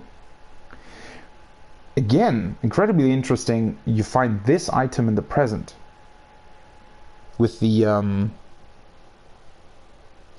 merchant that you get to know in this memory. So I wonder what he did. Did he, technically, I guess the sort of canon would be that Wolf obviously defeats Lady Butterfly, right? That's the whole point of the memory, I guess. You encounter Lady Butterfly and defeat her. I haven't done that yet, but yeah, that's clearly the point of this whole thing. So in the present, Lady Butterfly seems to be dead. So the merchant probably went back into the estate, into the burning estate, and looked for things he could sell, or things he could, sell later on, and probably found this phantom kunai and took it with him, and is selling it back to us, or not really back to us. We're not Lady Butterfly, obviously, but he's selling it to us in the present. That's interesting. We still don't know what Usui's forest is, though. And it says his forest. So is Usui sort of a lord, or someone who owns that forest? With mist and mystifications. Definitely seems like a place we will get to later on. Sounds like it. Far from civilization along Tozan Trail. Interestingly enough, I think we haven't heard these words anywhere else so far, so yeah, maybe it is something for later on. Forest is filled with mist and mystifications, making it ideal for training and illusion techniques. Unfortunately, it doesn't really give us any hint as to how you can defeat them. And, well, this makes it seem, so maybe her illusion is that she can use these at all? So would the Snapseed then prevent her from using these phantom kunais? I mean, they didn't seem all that threatening in the first phase of the encounter. I really don't want to use the Snapseed, though. You can actually hold 10 of these at once, much like the oil, for example. Makes it seem like it's actually, the oil is dropped by enemies, isn't it? So maybe the Snapseed is as well? Maybe we can just farm these somewhere?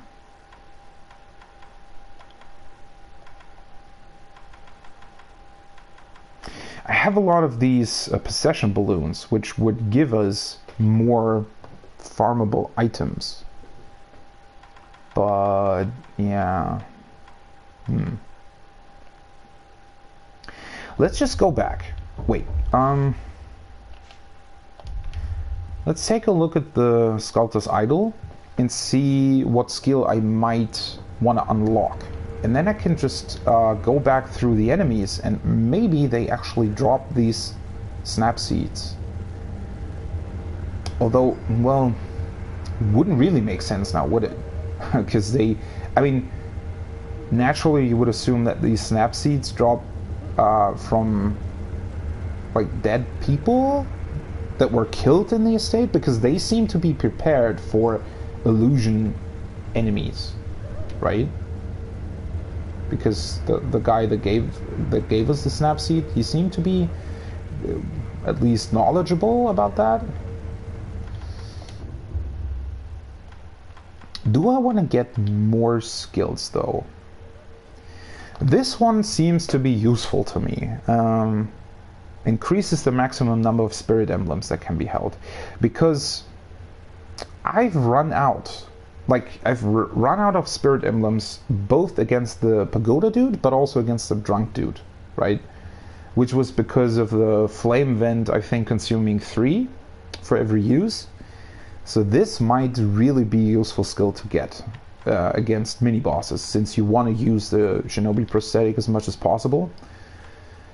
The mid-air, still not really sure about it, and the Shadow Rush, probably pretty cool, but just requiring too many skill points at this point.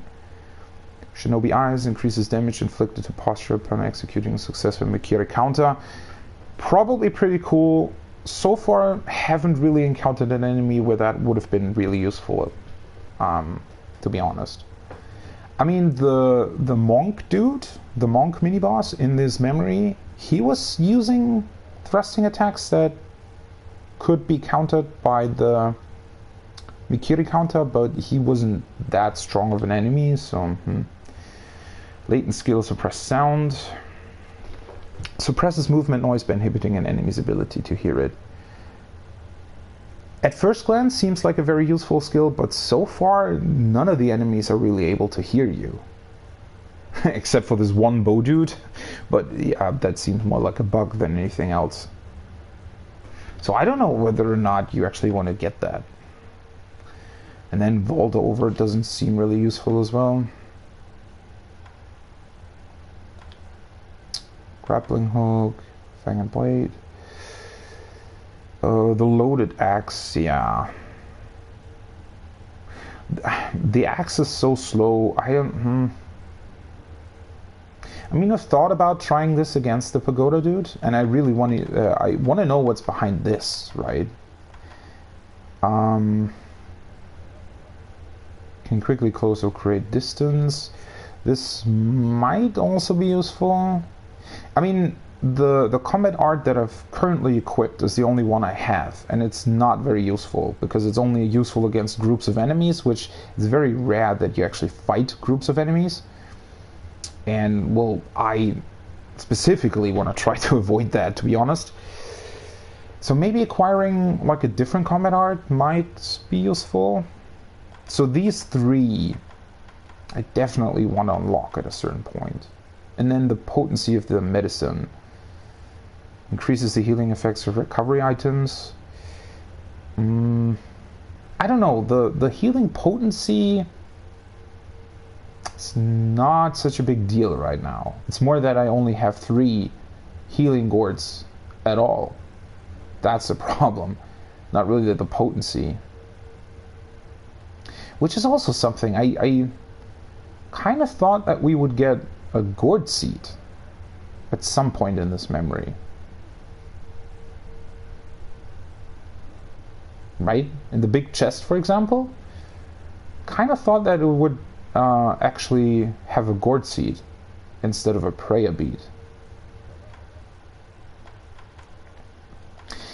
Do I want to try and unlock these 2? Might be a thing we could do. So let's just wait. It's not really all that important, I feel like. Probably want to have... Don't need this. Want to have the other 2. So let's just go on and kill a couple dudes. Just for the sake of...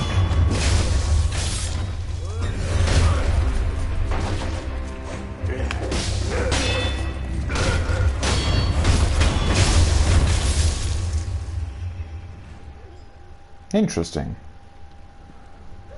I didn't really know that you were able to destroy this wall.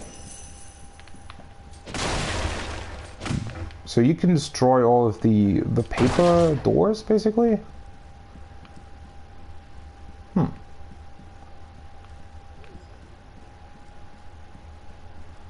Alright, let's see here. Who do I want to kill first? Probably one of the shield guys? What the hell?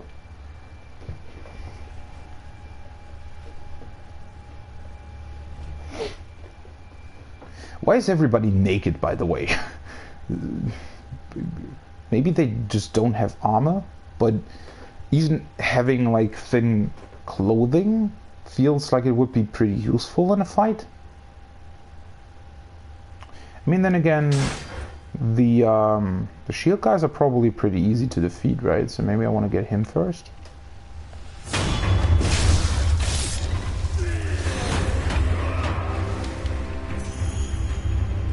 That was oil, though.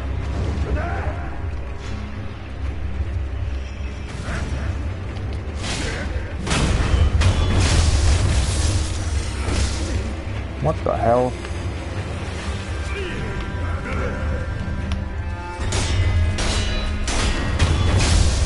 Bye-bye.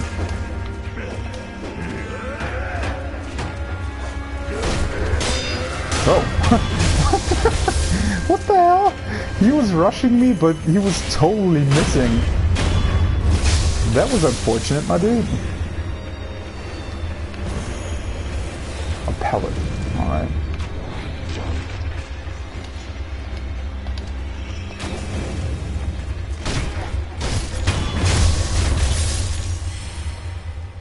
Yeah. They're pretty easy to defeat without the big dude in the middle.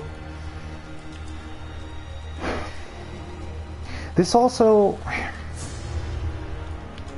I don't know. It's... Why do they have...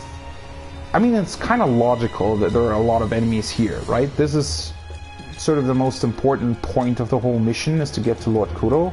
So it makes sense that there would be a lot of guards here. It's just that from a gameplay standpoint, it's quite interesting that they decided to put all of them here. Almost feels like you're supposed to use them for grinding. Then again, so far grinding doesn't actually seem to be very useful, does it? I don't have anything to spend money on right now. I can acquire a lot of skills, but most of them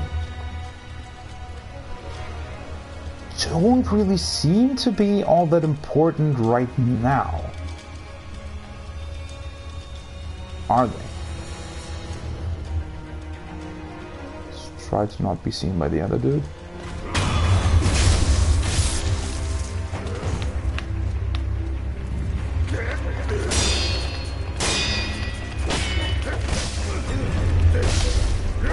Shit. Sometimes they...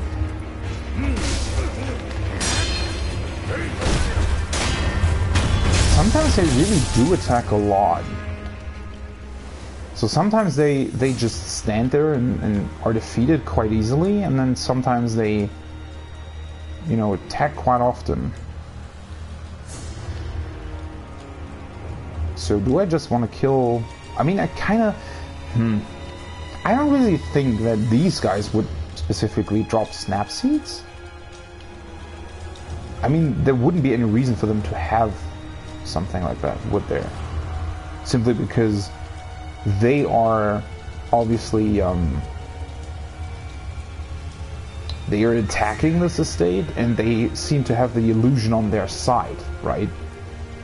So I don't think that they would necessarily have something against illusion techniques in their repertoire.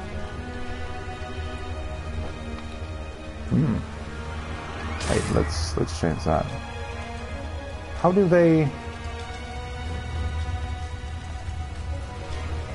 It's quite a lot of enemies, isn't it?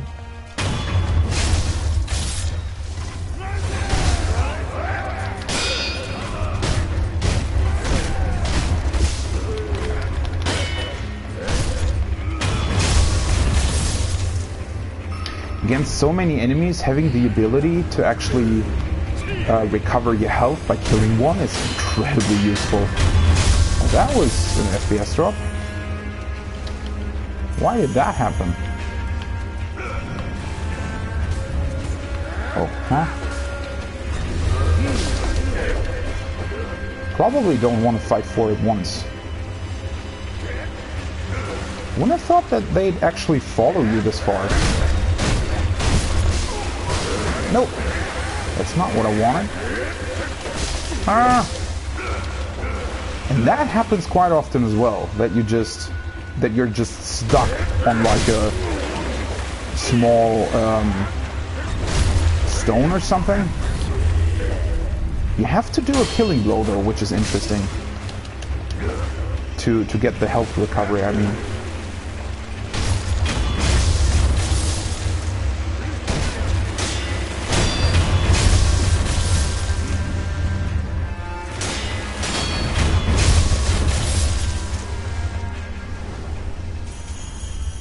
Pellets and oil. So not really the stuff that I wanted. You're getting stuck on like rocks and stuff quite easily, especially if you're like trying to evade people rather than counter them. I mean, again, the game definitely wants you to counter, right? That's sort of the main focus. But at the same time, evading seems too useful at times, but it definitely creates these awkward situations where you are suddenly, you know, trapped behind a rock or something. Wasn't actually that many skill points for the amount of enemies that I killed. They clearly aren't dropping snap seeds though. Pretty sure that that's not really a thing here.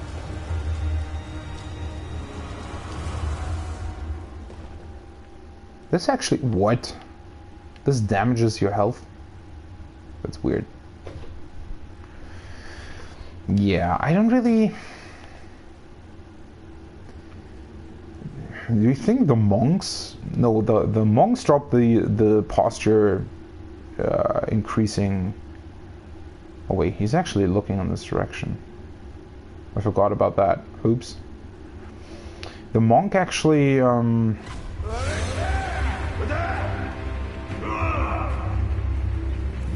can't really retreat and retreat. What the hell? Bye-bye. Yeah, the monks are... They drop the sugar, but not necessarily the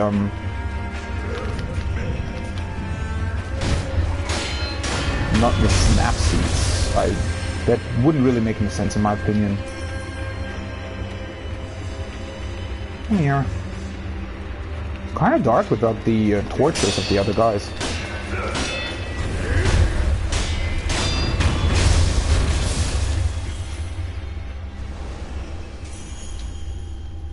Dowsing powder, yeah. No chance that they drop the snap seeds. I don't think that's a thing. It would be very weird if they would drop them. And, well, it also wouldn't really make sense, would it? Since it's clearly, you know, the first time you're actually encountering the snap. Wait, he's looking in that direction? Yeah, he actually is. Well, come here then, I guess.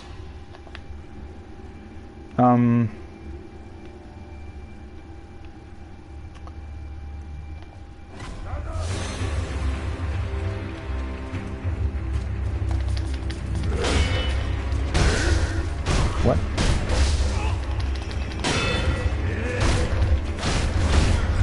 Oh, oops. That was my combat art. Didn't mean to activate that. Yeah, it just wouldn't make any sense to retroactively make enemies drop a certain item. Right.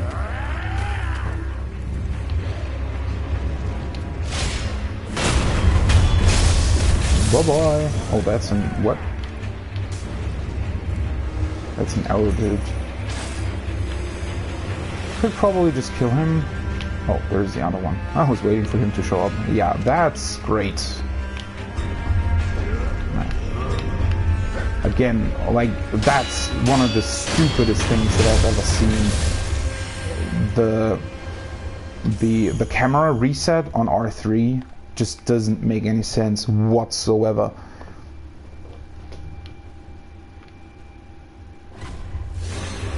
Wait, what? He actually saw me again? Can I just kill him? Yeah. What the hell?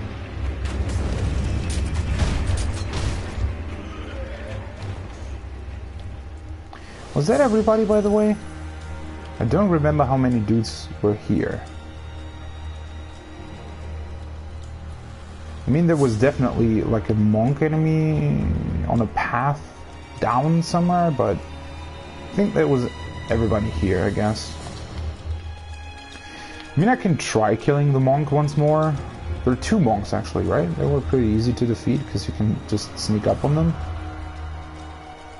Let's see. Where is he?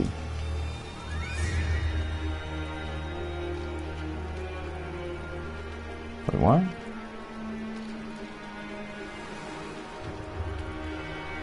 So there's one of them. I think there were two here. Maybe the other one was further back than I remember. But I'm pretty sure they would just drop the sugar. Still, yeah, you keep wondering whether or not a very useful item would be at the pagoda, for example, right? That's the one secret place I haven't uncovered the secret of, because I wasn't able to defeat the guy. I don't really have anything for him, though, at this point, right? Wait, is he actually what? Oh, now he's turning back. So these are shinobi hunters that have no clue when you sneak up on them. It's really interesting.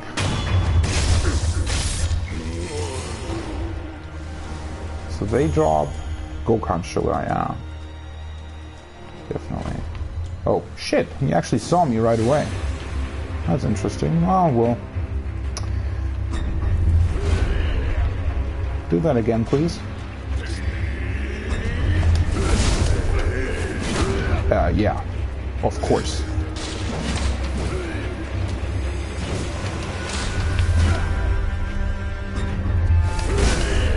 What the? Why doesn't... Should activate my Mikiri counter, shouldn't it?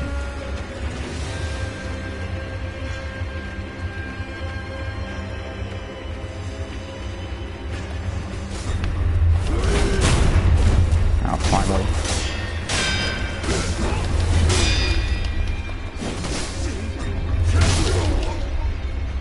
Well, that was unfortunate. He's actually a pretty strong opponent if you... Well, fuck, I don't really want to die here.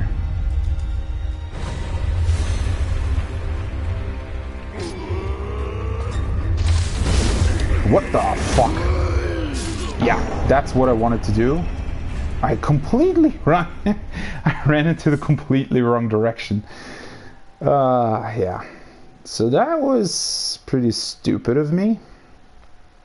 I shouldn't have gone down to fight him at all. That was incredibly unnecessary. Didn't actually lose that much though. So I could go back and just defeat everybody again. I don't know. It's a bit unfortunate. I definitely want to have 2 skill points, but I want to unlock one of those skills, but I don't really want to go back through everybody in here. Let's see. I could take a look at the lake once more. I still have the faint hope that one more treasure carp would appear.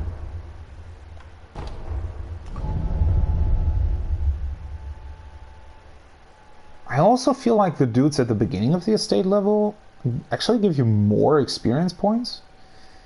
But maybe that just felt like it. I don't know. Or maybe it's just because there are more in number.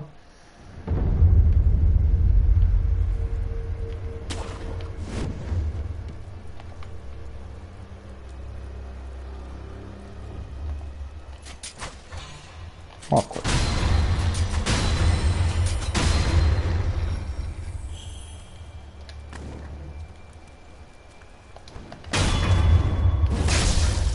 Bye-bye.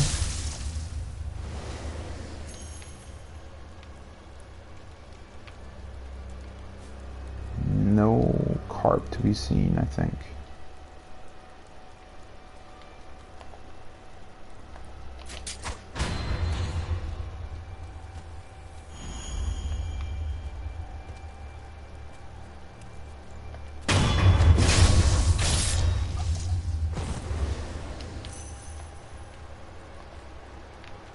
Yeah. No, definitely no carp.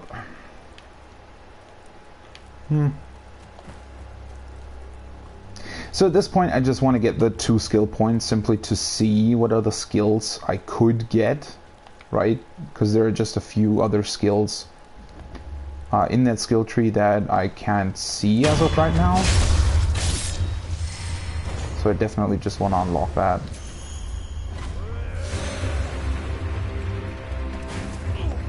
Oh, I forgot that he was the dude that did that. Have you seen as well? Ah.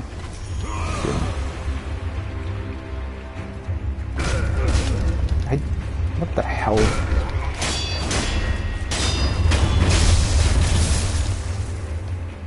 I have to say though, I activated the combat art accidentally again, but it did seem to be quite useful against these lower enemies. It does stun them quite a bit. Yeah, no treasure carp.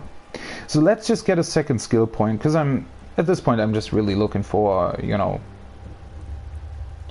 I really want to know what the skill tree has, even though I probably can't unlock any more than that. But let's see here.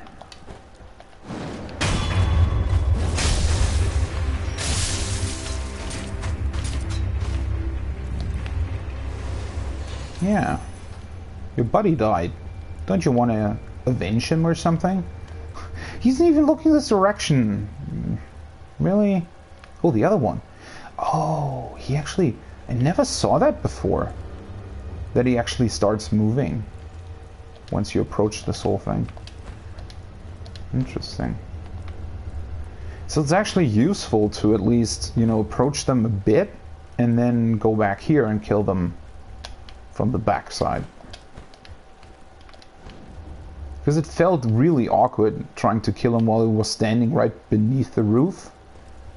But this makes a lot more sense. Oh, almost thought that wouldn't. You know, I'm actually going back. Don't really want him to see me.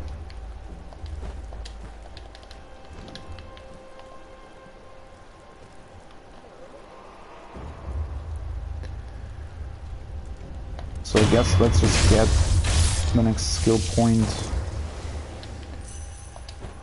What's the fastest way to do it? Oh, by the way, now I'm back here anyway. We can maybe talk to the people, you know, in the closed thing again. Why is he seeing me? What the hell? Wait, so he's... How did I kill them last time? Can't really remember. There is another guy in the building that I know. And then should I just kill him? It's rather annoying that... What the? Holy shit, for whatever reason the FPS keep dropping really bad. Is he throwing oil? Yeah, he is.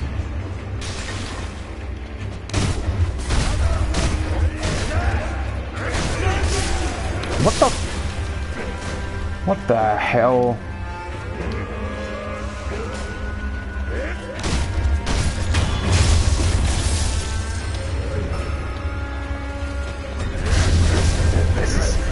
The range on your attack is really strange from time to time.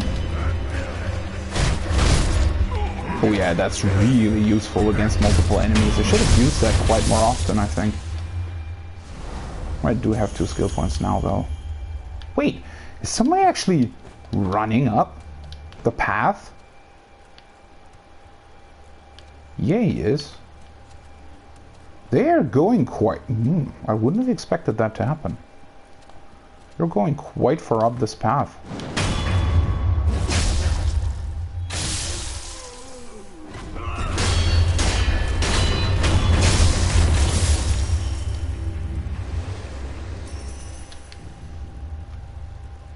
Alright. Let's talk to these guys again. So you can eavesdrop on them. There's a shinobi hunter amongst the bandits. He's highly skilled.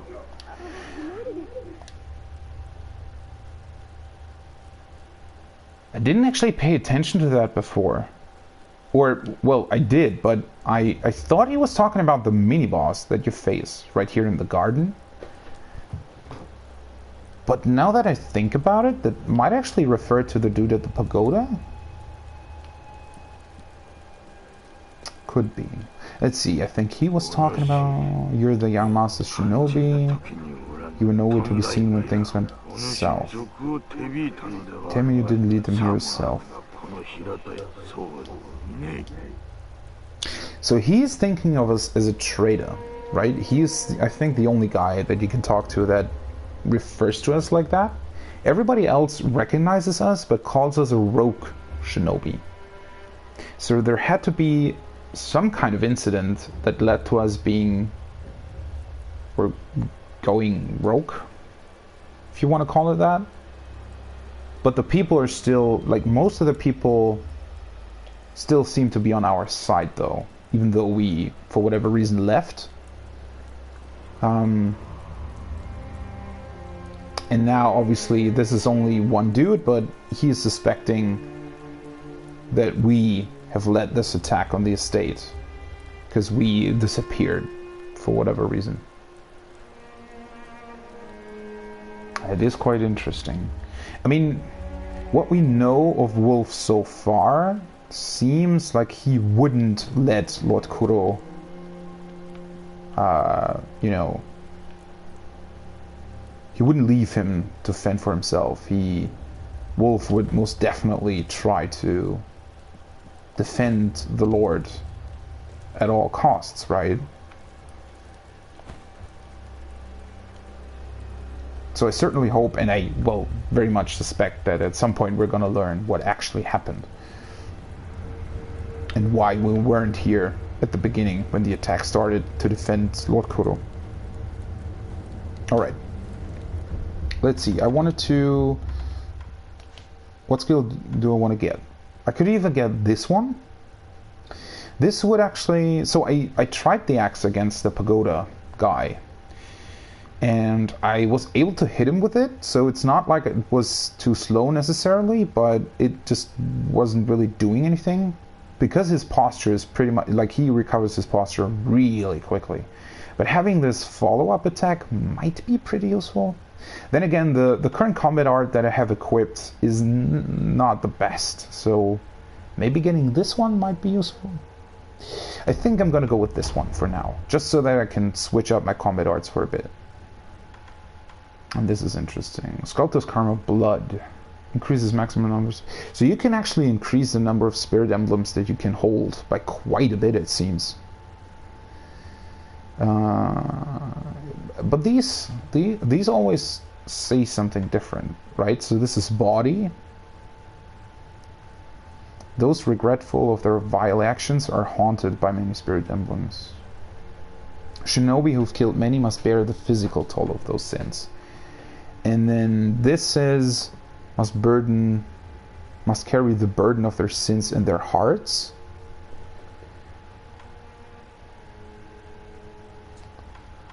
So you have a physical toll to killing, you have a mental toll to killing, and then these ones are blood spattered upon the prosthetic turns to a permanent rust. Proof of the user's burden.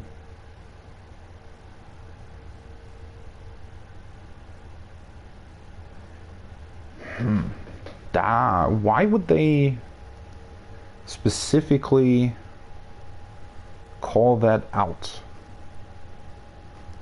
Blood spattered upon the prosthetic. A permanent rust. So I do wonder whether or not the prosthetic or the way it works becomes like a... Because so far we don't really know much about it, right? It's definitely... It was created by Dogen, which he had something to do with the sculptor, or he made it for the sculptor, and the sculptor was a shinobi himself, or somebody who was very strong in combat. He lost an arm, and that's why Dogen created the prosthetic for him. But as to the way and how it functions, we don't know all that much about it, do we? How spirit emblems work, what they are. This seems like such a specific description, right? Permanent rust of the blood of your enemies. It's interesting enough that there are these many like different descriptions about karma, and they all have to do with spirit emblems, and they have to do with a prosthetic. Almost like there is a toll to using it too much. And then scars. The prosthetic's many small cuts and scars are proof of the countless deaths it's caused.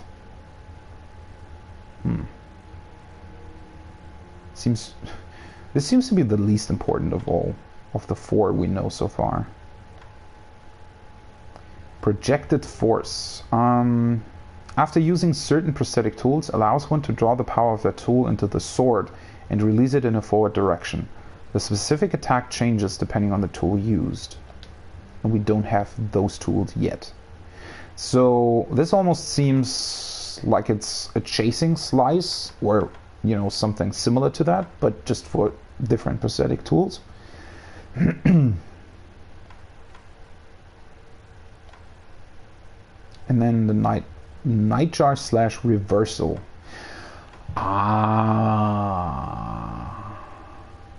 Performs a spinning leap attack that can quickly close with or create distance from foes. This technique allows one to decide which direction to rotate in when performing nightjar /. Making use of both directions makes this both an offensive and a defensive skill. Leap in with a spin and slash away at the enemy. And then, while locked on, hold L in the opposite direction of the enemy. Then L1 R1 reversal. Slash at the target, then somersault away. This makes way more sense now, because I was wondering, this nitro / talks about you can close or create distance from foes, but then the only thing you can actually do is leap in. But you can unlock, so the reversal of it, or the stronger version, I guess, of the whole thing, is this one, which then allows you to also go back, rather than just only leap in. Yeah, now it makes a lot more sense. Kind of a strange thing that they have, like, that they're two different things, and then this one already refers to what this one can do without actually mentioning how it works. It's a rather interesting description. And then we have Emma's medicine Aroma. Increases the healing effects of recovery items. Emma taught this technique to the sculptor long ago. Savoring and memorizing the aroma will enhance its effects. Be warned that the medicine still smells just as bad.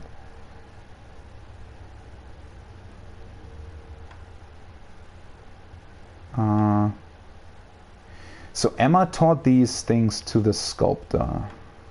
Those are the only two we have about that, though, right? Yeah. Wait, where's the healing upon killing enemies? Where was that? Right, that's called Breath of Life. So that's not necessarily got anything to do with Emma then. And this one, so one of it is flavor and smell. Both very interesting. I do wonder though, the healing gourd currently I think heals about half of my health bar. If I remember correctly, maybe a bit less than that. So having both of these, wouldn't that mean that one healing gourd would almost heal me to full every time? Almost seems like a bit much. And again, it's very interesting that you could theoretically grind for these right now, right? So you could acquire a very potent medicine, but I still only have 3.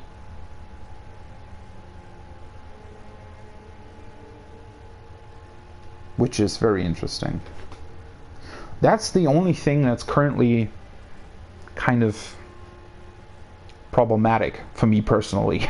Because, well, I don't really want to draw too many similarities or too many comparisons between this and Bloodborne, because they are very different games, even though they're clearly FromSoft games and they have this FromSoft style about them, but they're very different games in how they work. So I don't really want to compare them, but still, it's the way I played Bloodborne was often I was kind of, well, not necessarily really aggressive, but definitely I knew that I could heal up very easily, right? You actually get having 20 blood vials from the very beginning in Bloodborne is just incredibly useful, because you can, especially because you can try out a lot of things while you're fighting a boss. If you encounter him for the first time, you can just try out a whole bunch of things. You can try out, you know, all kinds of weird things, and you have a lot to recover. So it's very rare that you, I mean, there are certain bosses, especially if you're underleveled or something, that can just very quickly kill you, but still, it feels like you can sort of scout the boss is way easier in Bloodborne, and there's just overall a very just way more room for error on your part, right? Because you can just heal up for like most of the time.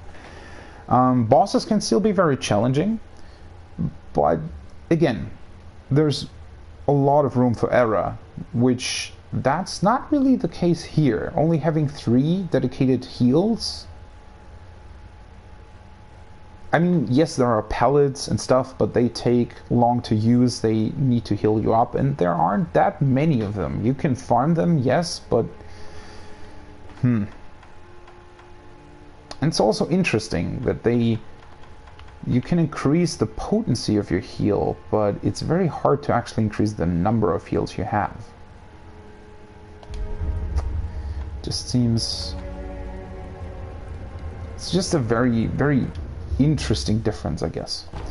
But one thing that I just remembered is that we got the unrefined sake. So let's give that to the sculptor and see if that unlocks something else. Why? Oh, I think I just remembered what we got for the first. Because didn't he give us the first like skill tree when we gave him the first sake? I don't really remember what the specific point was that unlocked that whole thing, but I'm pretty sure that unlocked the first skill tree. And Emma gives you the sake because that's that's sort of a very basic and important thing, that you have a skill tree at all, right? So the game just straight up gives it to you. So maybe this does unlock something else? I do hope. It'd be kind of unfortunate if it wouldn't. Yeah, so I don't have any of these, and then that's still the exact same dialect that we had before. Considering that we defeated the drunk guy, but that's about it, so don't really expect another dialogue. Let's see. Tree to unrefined sake. Yes. もらうとしよう。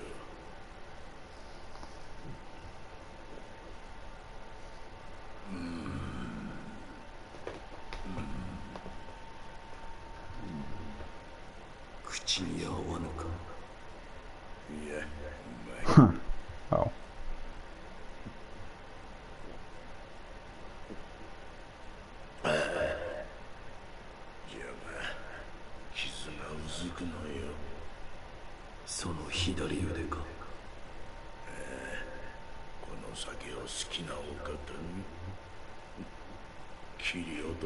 Oh.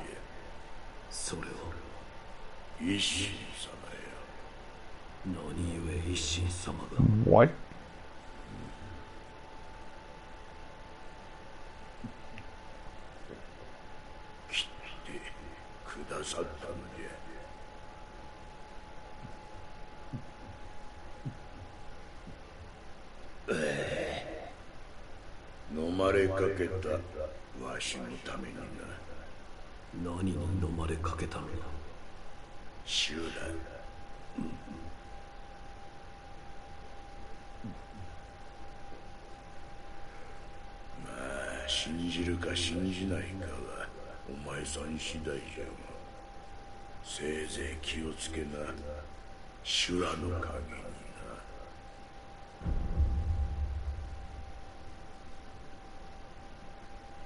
That's what you're gonna leave me with.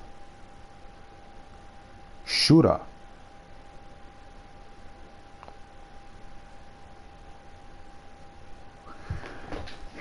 A very interesting part of information. So Ishin was actually the one who cut his arm off, and it seems like he wasn't an enemy of him, but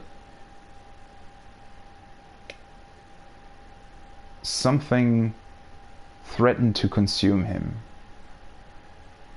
Something that's called Shura, or Shura's shadow. And that's why he cut his arm off? Why specifically the arm, though? Does that mean that you can sort of... that it works like blood poisoning or something? Where it starts at like a point of your body and moves to your heart, or, you know? And that's why he cut his arm off? Or was it just because he felt like cutting his arm off would bring his mind back to where it belonged? That's the first time we ever heard about something like that, though. Shura. I wonder whether or not that's connected to the apparition enemy.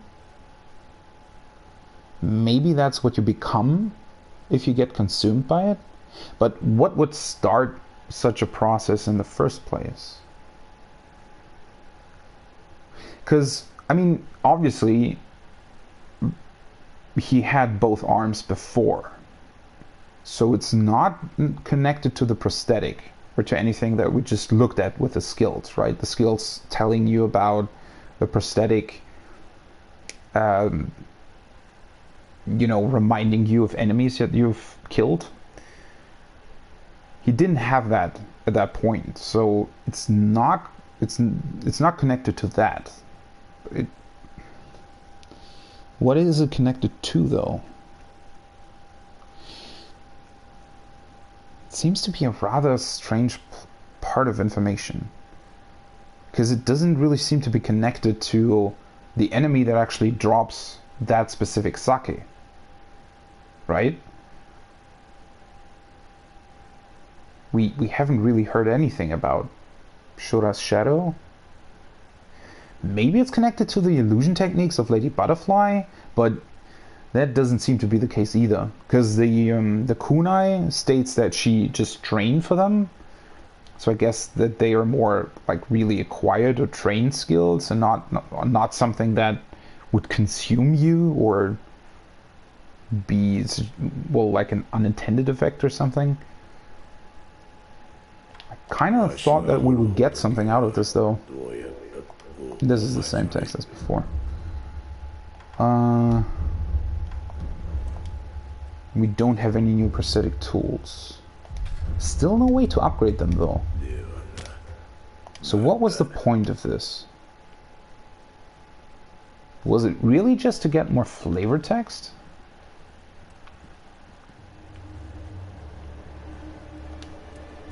And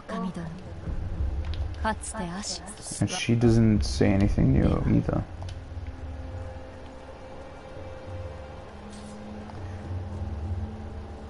Wait, so what was the point of the sake?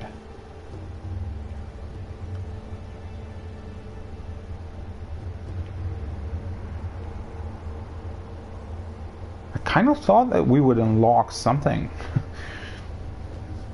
I mean, we did unlock a piece of dialogue, I guess, but dialogue that was very much not telling us anything, or hinting at even more stuff we don't know about.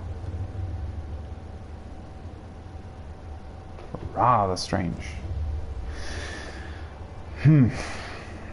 So now I still have to make a decision, right? I don't really see the point in farming for more skill points, because there's nothing else I can gain out of it. It will just straight up be farming for skill points. I don't need the money, I don't need any items right now. Yeah, I don't really want to do that. I could try fighting Lady Butterfly a bit more, but not really sure. Kind of want to get more snap seeds, to be quite honest. And the way so far that it's been, you know, with having the memory influence the present and vice versa, feels like there might be more snap seeds in the present somewhere that you can get. And I haven't continued in the present at all through the level, and I can still do that. So I just so I can fight Lady Butterfly. I can try the pagoda dude once more. I could try the headless guy since I got 5 confettis now, or I could try moving forward to the valley below the bridge. Since I do have the confetti, I kind of want to try fighting the headless guy. I'm really interested in how that works. Divine Blessing for driving away apparitions.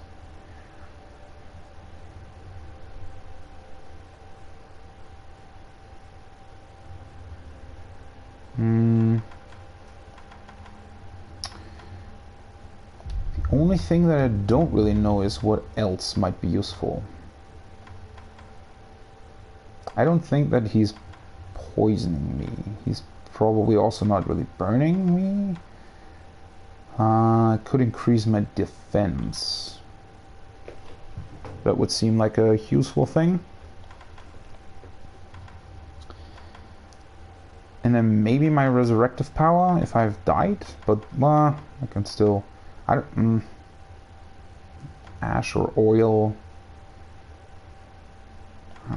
Don't think that that would be useful. So just the pellets then, and with the shinobi tools to beast type enemies. Yeah, that's not really what I'm looking for. I don't know whether or not you can use this at all against. I mean, I guess I can just equip the Flame Wind, and then obviously I want to use the Nightjar Slash. This doesn't consume Spirit Emblems, does it? This doesn't seem to be the case. Let's see here. Okay. Yeah, that seems like it might be useful. Especially if the slash at the end actually stuns the enemy. I mean, in theory you could probably roll away like this, right? But the fact that he always slashes and not just rolls probably wouldn't help. Just as an evasive thing. Alright, I do have some money, so let's just buy everything that the two vendors have. Because I can probably use a bit more, like a lot more pallets and stuff. Terra. Oh, right. Ah, it's interesting that the game decided to give me that loading screen right now. So apparition type enemies also inflict terror, which I guess is probably similar to... What's it called in Bloodborne? Madness, right? Where there is a gauge that fills, and once it's full, you just take 80% damage or something. Sounds like it's about the same thing, to be honest. Which, I guess the Divine Confetti wouldn't really do anything against that, would it? Because it sounds like the Divine Confetti is strictly for actually being able to hit those enemies at all. So... wait, how many Divine Confetti can I hold? 5. And I do have 5. So it kind of makes it look like you're supposed to fight him now. I don't know how strong he is, though. I don't really want to waste it, and you can't really get any more. And I still haven't found a place where you can eavesdrop on enemies and they telling you what they want to purchase. Let's just get everything he has.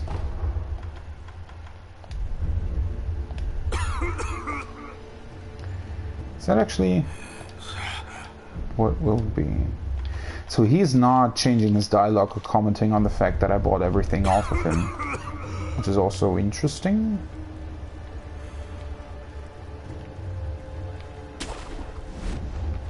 I do wonder whether or not they restock their wares at some point. I mean, I haven't continued through the present. I would assume that maybe only continuing through the actual present would have a point where they would restock.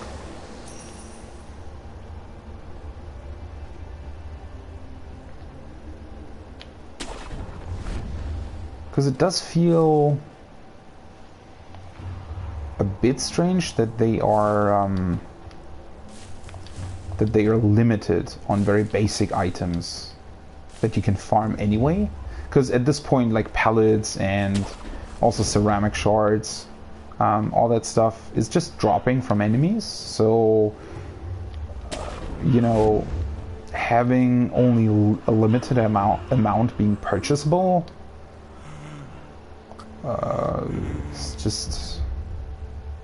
it's a bit strange to me, to be quite honest. Definitely get this and the pallets. How many do I have? 11. And 5 of these. Hey, oh, that actually fits. Oh no, I'm missing 4. Meh. I don't really care. It's just that if I want to fight the headless guy, I don't really want to lose the money that I have. Even though it's really easy to get it back.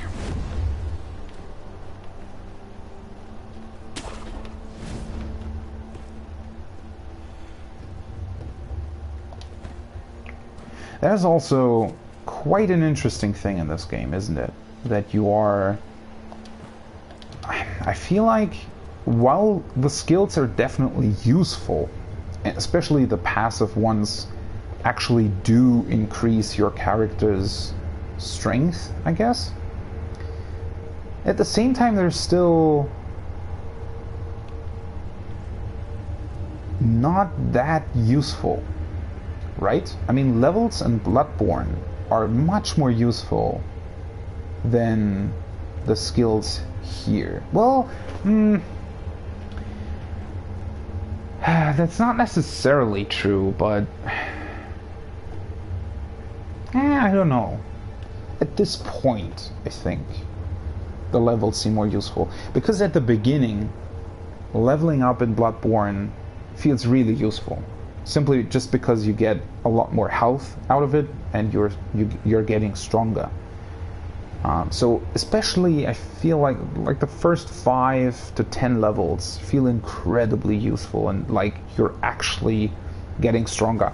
After that, especially if you're, you know, increasing skills that are maybe not that all that important at the beginning, maybe they don't seem that useful, but I don't know, that's something that they... Sekiro, the fact that it takes quite a long time until you actually are able to upgrade your health, and I haven't been able to increase my attack power at all. I don't even know where that is coming from, right? It just says memories. Oh, right, I do know where it's coming from, so probably by defeating Lady Butterfly you would get a memory. Right? Because that seems to be the last thing that you do in that memory. Which, by the way, well,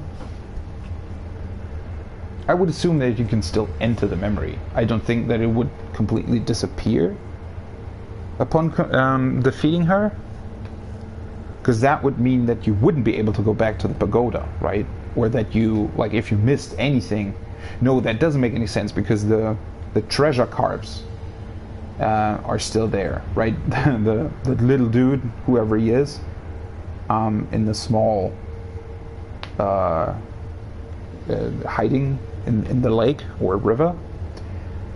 The treasure carp vendor, it wouldn't make any sense for him to disappear, because it seems like you have to find treasure carps somewhere else as well. Yeah, so the memory definitely is still accessible once you defeat the main enemy, but yeah, I guess that's the purpose. You have to go through the memories, and that will increase your attack power. But just think about it, right? In Bloodborne, you can just... like, going through the first couple of enemies isn't all that difficult.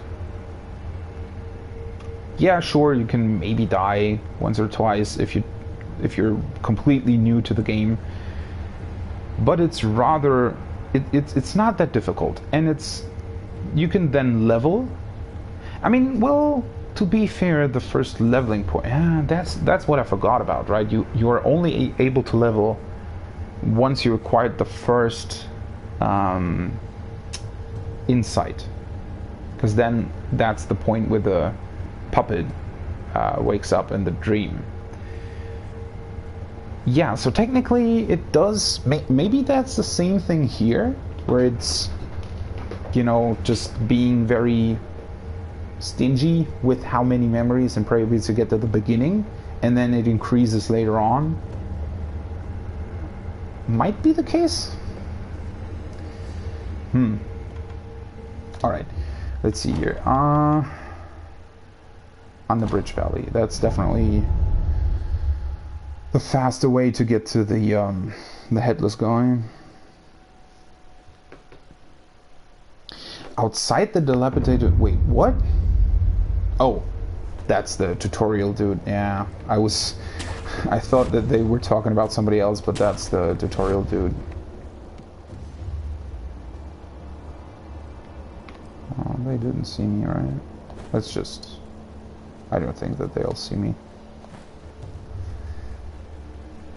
Go back here. See if I still remember the path. We can't behead the headless. Our swords and pikes did nothing. Yeah. So that's where the divine confetti obviously comes in. But the terror part of the whole thing, that's a completely different story altogether, isn't it?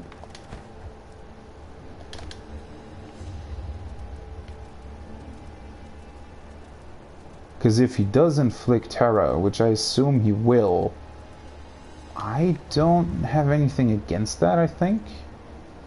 If the divine confetti isn't helping, then there might be another item that I'm still missing that would let me fight the terror. I don't know. Let's just see. I just want to see how strong he actually is and how difficult it is to fight him. And once I know that, let's just try the Flame Man, I guess. Once I know how easy or difficult it is, and how long the divine confetti actually lasts. Because if it doesn't last that long, then it clearly means that you need a lot in order to try and fight him multiple times. Hello. It's kind of weird that you, like, depending on how you tilt your camera, he's way easier to see or way harder to see. Wasn't I able to target him the last time? I guess I wasn't. Wait. I thought I was able to target him. Or maybe that's where the divine confetti comes in. I mean, let's just try, I guess. That looks cool. Whoa. Wait, what? That's not where I wanted to go. Still can't really... Oh, yeah, I can. Headless. On. Oh, shit. What is this? I assume that's Terra? What he's just doing to me? And there's like a fog down here. Oh, holy shit. And that's increasing.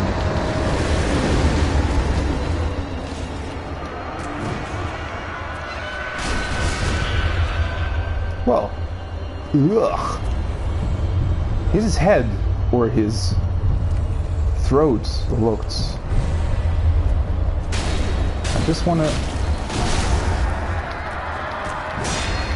You can't deflect it. Oh, and the divine confetti already ended. Well, holy shit.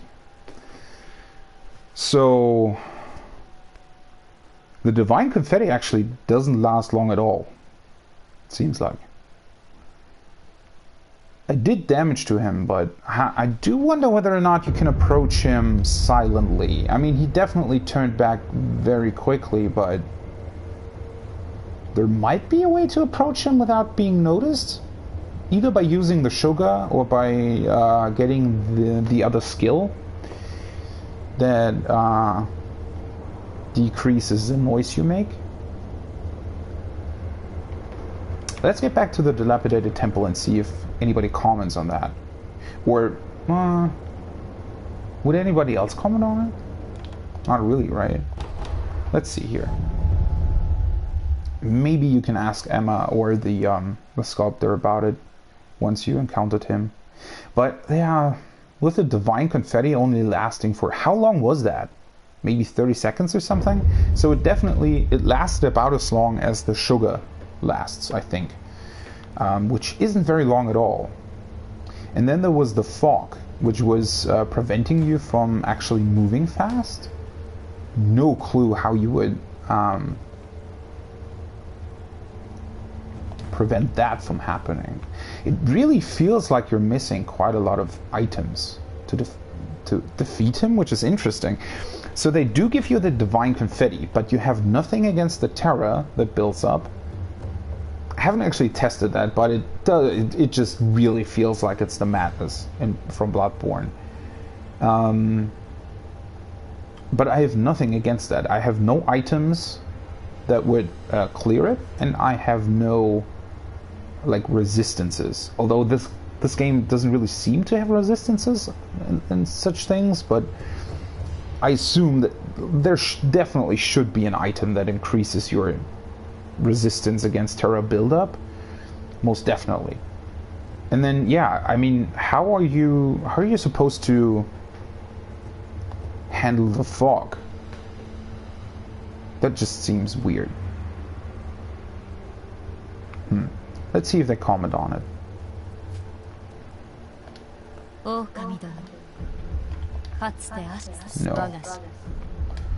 She doesn't say anything.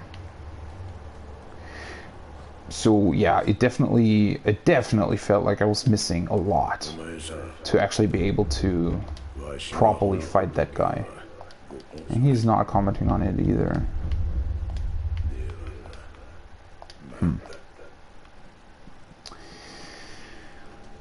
Alright. So headless guy, seems to be out of the question. Pagoda dude? I could try my new combat technique on him. Rushing forward like that might prove useful. I could try Lady Butterfly, but I only have one snap seed. That's sort of... that's what I'm really, you know, on the fence about, is if the Divine Confetti only lasts for a very short time, and the Headless guy seems to be this hard of an enemy. I mean, think about it. You clearly have much less options there, whereas Lady Butterfly, I actually lasted a while. I was actually able to get her down to about 60% health. Whereas the Headless guy, you know, there's just no way you can actually properly fight him. So I'm not sure about the snap seeds either. I don't know. Maybe, yeah, maybe phase 2 is just where you actually need them. Which is still strange, right? Because you definitely need the Divine Confetti straight up. Although, then again, maybe I should have tried fighting the Headless guy without the confetti first. It looks quite cool, by the way, how your blade, you know, lights up with this those purple flames. Quite a cool effect. Still, it's...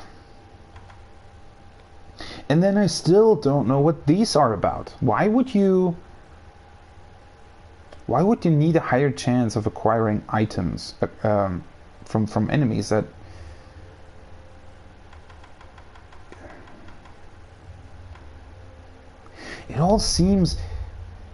It seems like you're missing so much information at times. Which is just...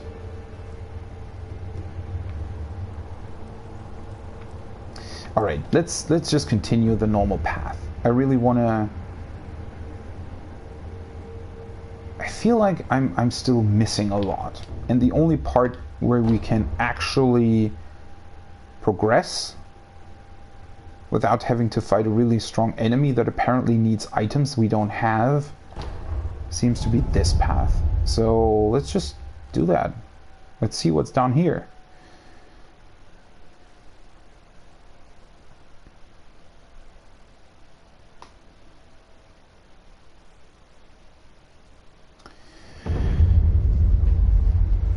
So this is... what was it called? The Underbridge Valley.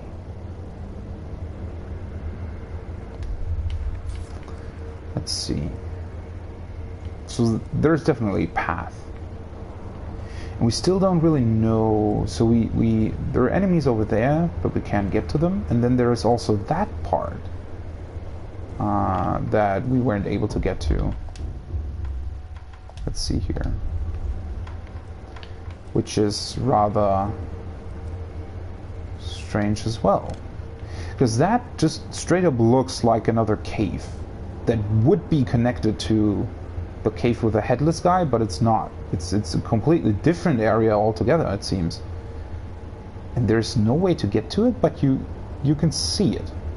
And it doesn't even look like assuming there is another path that would lead you through the mountain and then you come back out here, you still wouldn't be able to get back anywhere, right? You would just stand there, look at the level you've already seen, and then you would have to go back. There's definitely something missing there. Sculptor's idol is pretty loud.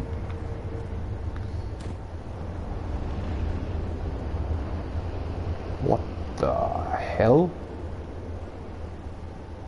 Yeah, that's not great. Oh, shit. I kind of thought there was a normal area and not yet another enemy that I had to fight. Or is it... maybe it's supposed to be an earthquake? maybe going down this path changes something? You can definitely grapple back up, which is kind of cool, I guess.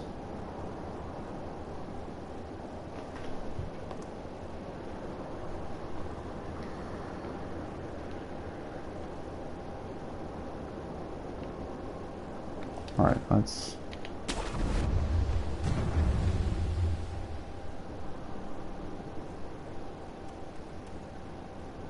So, I mean, the path seems to be pretty clear, right?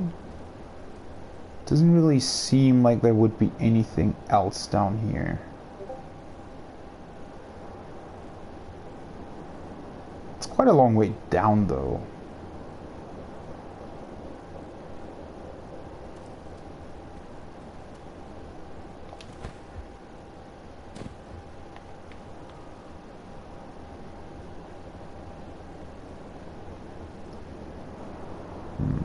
It's also interesting, there seem to be no enemies here. Maybe it is just supposed to be a path. How far down does it actually go, though? So there's a cave there. Mid-air grappling hook.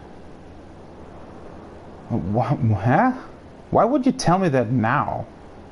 There are quite a few places I wouldn't have been able to get to without knowing that. It's pretty far down, though. So over there, it seems like there are even more like caves down there. Why are they telling me that now? That almost seems like this is the first time you're supposed to encounter a situation like this, but even the headless guy requires you to do that, doesn't he? Wait. No, not necessarily. That's strange. This tutorial box seems a bit out of place, or a bit late. And shouldn't have the, like the... Oh, wait. Did I already go down here? Why is there another platform? Can you... Where does that lead? There aren't any items there? Why is that here?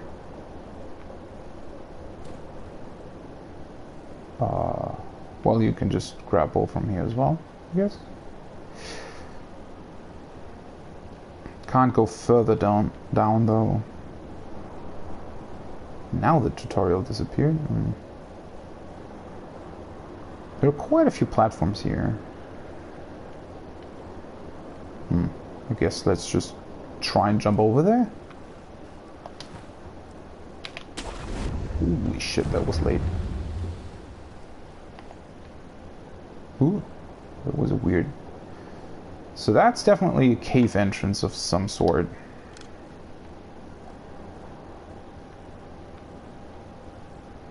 That looks like an item, and then a small shrine of sorts. That's a cave entrance. I wonder whether or not that's the place we're supposed to go. I mean, it almost looks like it, just because there are more caves down there. No real... I was kind of expecting there to be another, ledge that you can hang on to, much like with the Cave of the Headless Guy, where there's like a ledge far below you. Doesn't really seem to be the case here, though. There's a grappling point, which makes it look like you can go further down.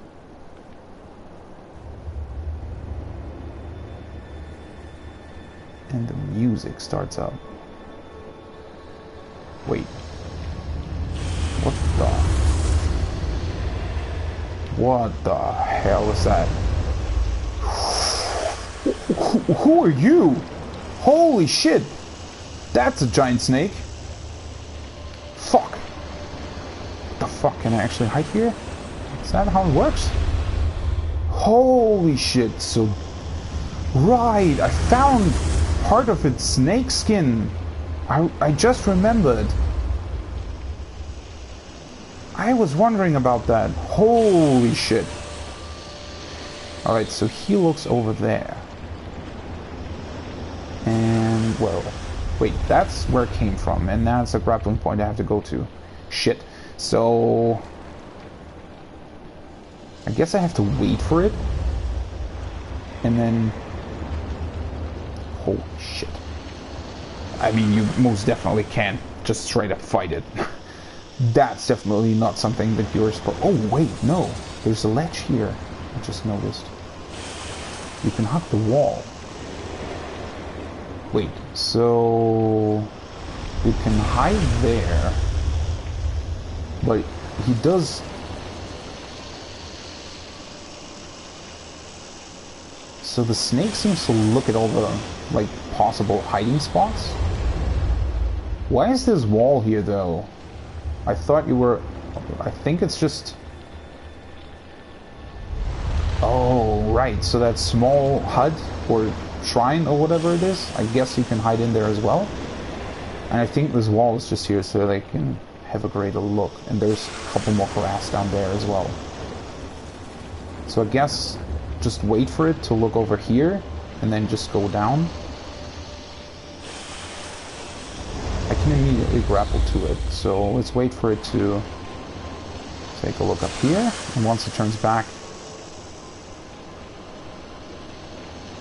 grapple. Wait, what? Why was he... Looked like he saw me. Oh, right, I have to get over there. Oh yeah, he definitely saw me. Or not? Wait, what? Where are you? What?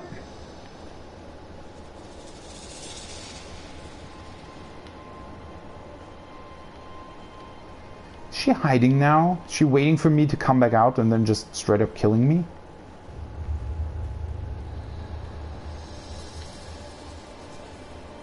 Definitely still there. I can still hear it. Where did it came from anyway?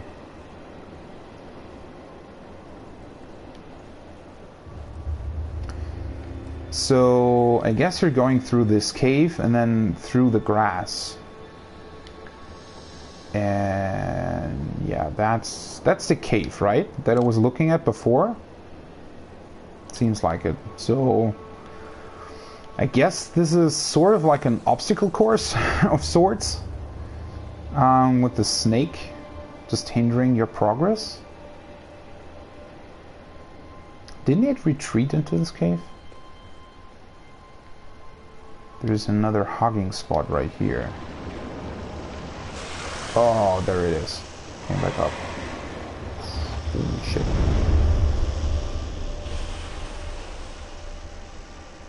So can I actually look into this cave? I mean, it should be able to. Yeah, it is. It's actually coming around here. Holy shit. Should I try attacking it? I don't think that's a great idea, no.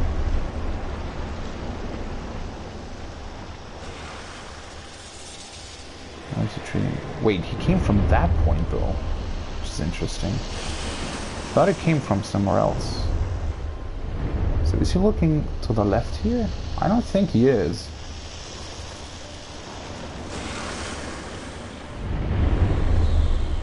It takes quite a long time to get back here. Alright, there he is again. So this part seems to be safe. No, it doesn't. Holy fuck.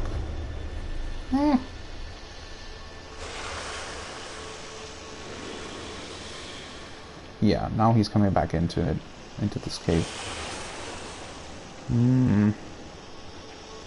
Don't really want to miss anything in here.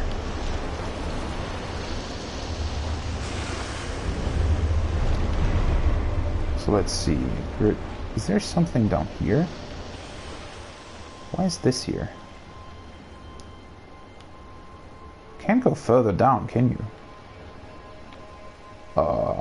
Isn't...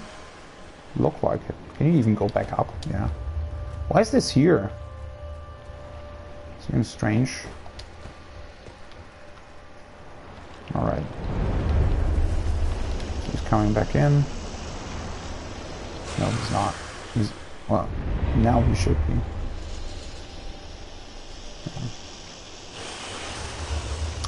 I do wonder whether or not... wait. Let's pause for a second, because I do have the... where is it? The gachi in Shoga.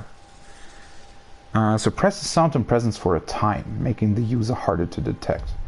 I think that's something you would want here.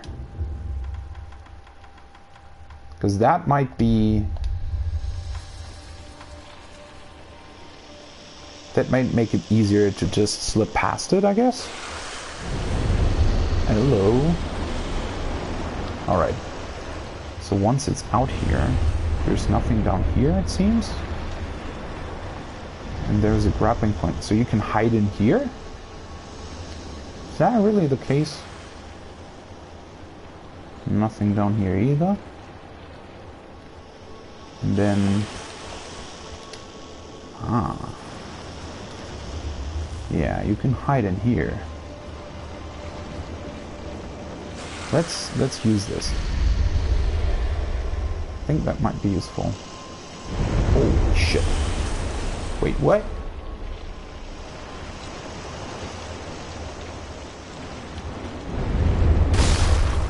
What the fuck? What was that? Huh?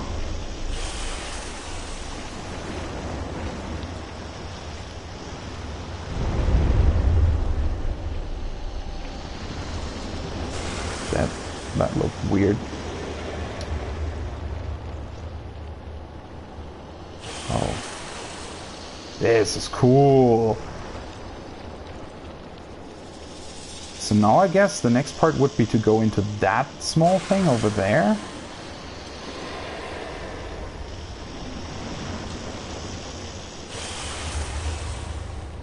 Let's see. Yeah, you can. Hello. I knew it. Holy fuck. What is this? Oh, nice. And then get out of this place. Holy shit.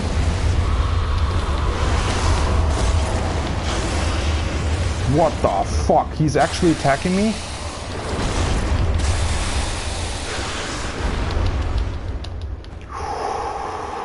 Whew. What the fuck? Holy shit! I thought it was over.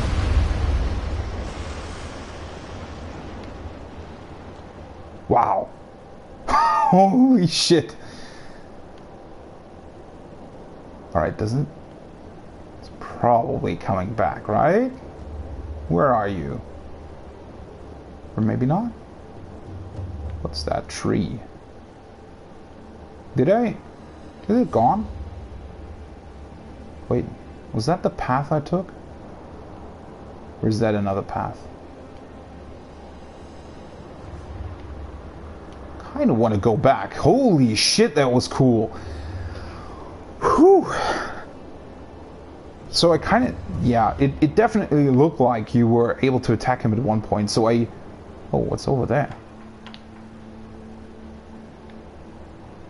So this is where the level continues, right? So the bridge is over there, right? That's where I sort of started, and to the right of that is the sculptor's idol, and there were enemies up there that I already saw. And then that's a path that I just took, I guess. Kind of looks different from up here, but... or maybe they're just, like, more, things that you can acquire? No, I think that's just... I wasn't really looking at it because of the giant snake. Oh, and then, like it was, you know, still trying to get me. Oh, holy shit, I just noticed that I'm completely bloody from its eye. So I think I gouged out one of its eyes, didn't I? I hope at least. And then somebody was moving up there. Looked like it. Yeah, that looks like a normal enemy. Huh. That's certainly something. And then how many of the snap seeds did I acquire? Wow, 5? Alright, so you are definitely supposed to go down this path and grab those snap seeds before you fight Lady Butterfly in the memory. That's such a cool game design.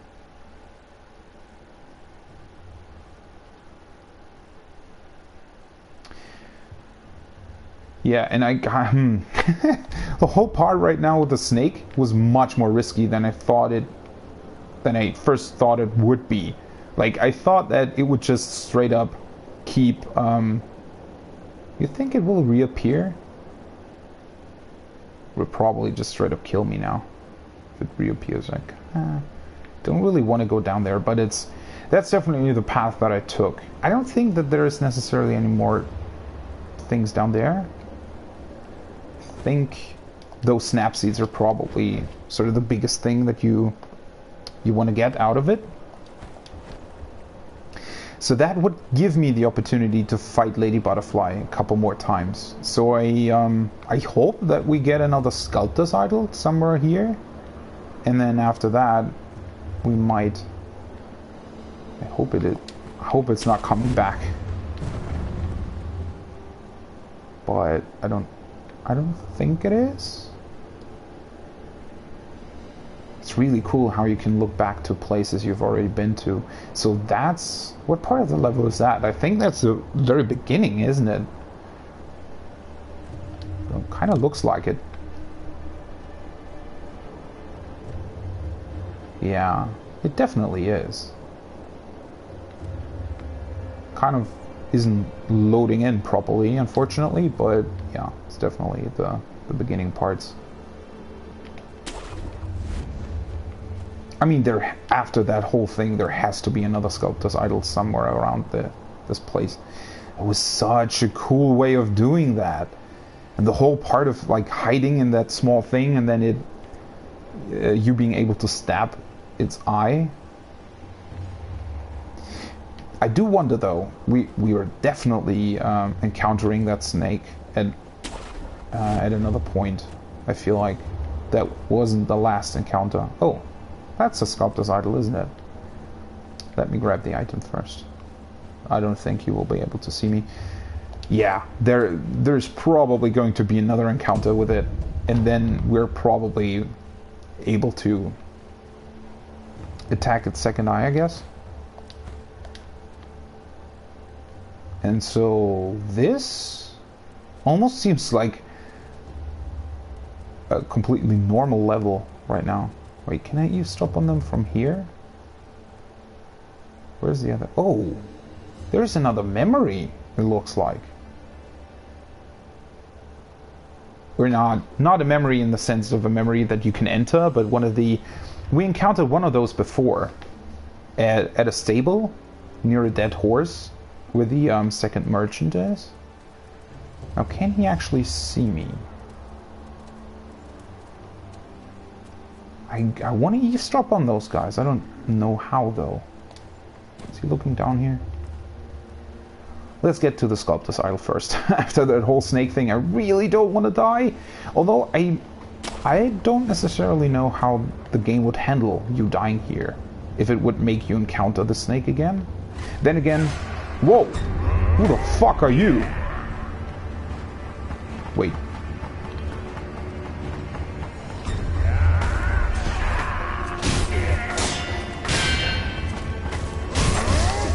He is quite skilled.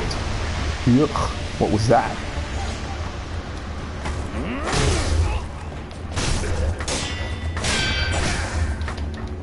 What the hell is going on? What are you doing here?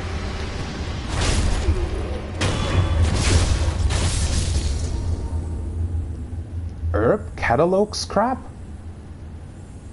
What the hell? A page torn from the Ashina Herb Catalog, a compendium of flowers and herbs.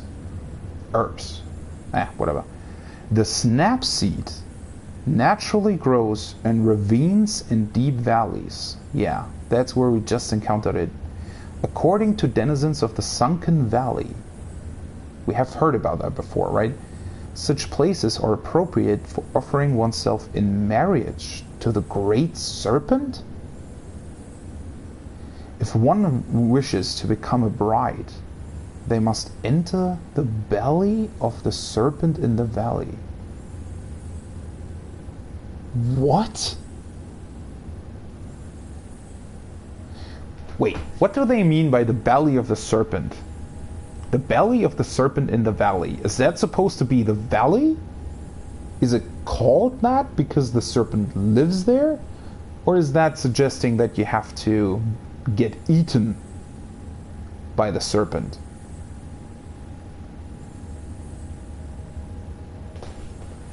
And then the connection seems so weird, right?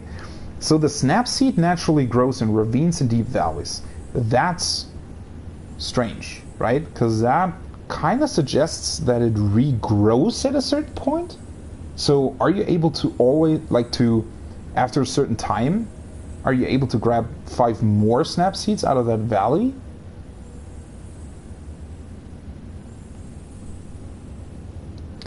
Such places are appropriate for offering oneself in marriage to the Great Serpent. So if I would have just stood there and instead of attacking it, would I have been able to do something else? Maybe speak to it? If one wishes to become a bride, they must enter the belly of the serpent in the valley. I mean, it's definitely not dead, so maybe we would still be able to do that. And why is this a key item?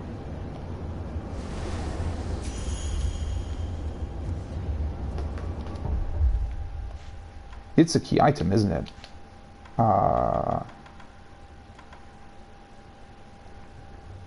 Herb catalog scrap. So first of all, there seem to be more of these. It seems to be like the left side of a torn page. And flame barrel.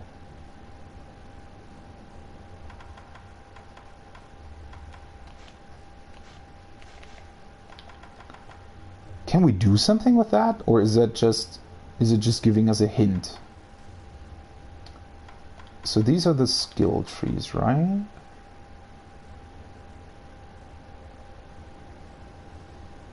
This is just giving you the opportunity to upgrade your health. Those are your weapons, and then we have the temple key and the rod essences. And the ability to... So maybe you need... Because everything else, all of the key items enable you to do something, right? To either upgrade your skill points, upgrade your health, or using, weapons at all. Except for the letter at the beginning. I wonder if we can do something with that at a certain point. So I don't think that this key item is just there to tell you about the serpent. It probably enables you to do something. So maybe I do want to go back there. I mean, there is a sculptor's idol here, so I can just rest at it. And why did the little dude drop it? He looked like one of the dudes that we found in the tutorial level when we were trying. No, it was actually after we visited the Moonview Tower. We went back and there was this bridge, and under the bridge was one of these guys, but he didn't drop anything, I felt like, which was odd at that time, because it definitely felt like he had a purpose, or that he was there for a specific reason. What the fuck was that? Somebody yawning? Yeah. Somebody crying? What the fuck's going on? Why do they make such weird sounds? Oh. Kind of looks like another one of these big dudes. Ugh. What the fuck is going on? Oh no, that's he's wearing that. I thought his back was covered in pimples or something, but that's just a like a gown or something. Is he crying? What the fuck? What's wrong with these enemies? What the hell?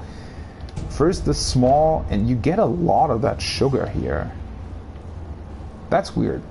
Why do you get it after you've visited the Snake Valley? Or maybe that's trying you to get back to it? That's interesting, that the little guy... You think you might be... If I just jump over there, would I be able to grapple onto that? Don't really want to try it. And I still want to eavesdrop on those guys. I really don't know what to make of this, right? So I felt like I hadn't really, you know, I felt like I was entering a more sort of, well, I wouldn't necessarily call it stale part of the game, but there were a couple of really strong enemies that I had to fight, but other than that, there wasn't much going on, right? Not much like background knowledge or not much things to acquire. But suddenly, we have all this information about the Great Serpent and where snap seeds grow, and then this little guy is suddenly appearing. It's all very, very strange.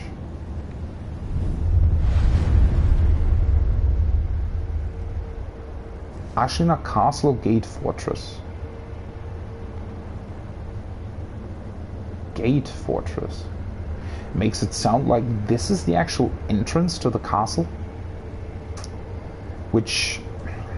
Why is the bridge destroyed anyway? Like, how are people getting from like the first part of the level to the actual castle? that seems rather strange, doesn't it? Almost like they want you to visit the serpent, but that wouldn't make any sense now, would it? But there's, so far, didn't give us anything new. Let's rest. I don't think that it respawn. Oh, it actually does respawn that little guy. What the hell? Why does it respawn him? That seems weird. Alright, so many things that I want to do. And what to do first. So, this is... There might be even another Sculptor's Idol here, but then it seems like we're actually entering like a new area. Which is also interesting. Underbridge Valley, Ashina Castle Gate Fortress. And I didn't actually expect us to get back here so quickly, right? To actually get back up.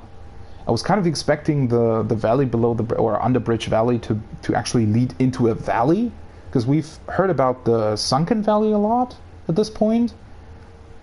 So I was kind of thinking that we were going there first and then coming back up here, but we just came back up straight away. And it didn't really look like there was a different way down in the valley, was there?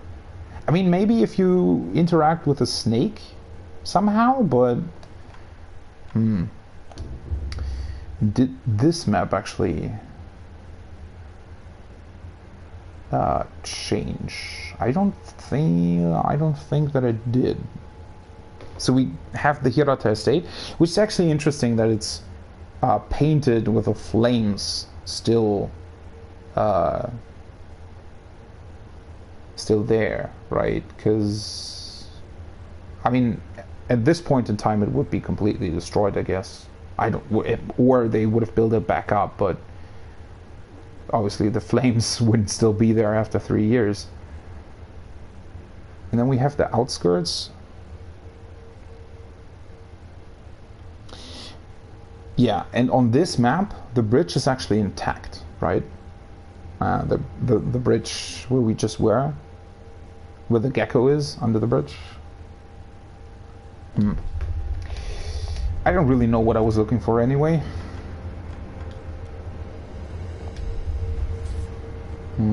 Alright, what to do first? Is he actually... Will he notice us every time? Yeah, he will. What the hell? He's actually really... like, really good at deflecting attacks, which is interesting. You can always only hit him once, and then... I mean, you can... Obviously, his posture will take damage, but... He's quite a tough opponent for being such a small guy. It's way tougher than most of the normal enemies around here. Alright, let's see here.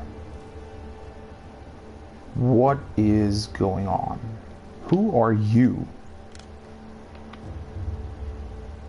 Alright, so he just looks like a normal enemy, and then I guess his horse died? Or maybe he killed it. And then over there is the memory, and there is the big dude. And we can eavesdrop from here, that's cool. Oh, alright, that's it. Gyobu. We heard about him.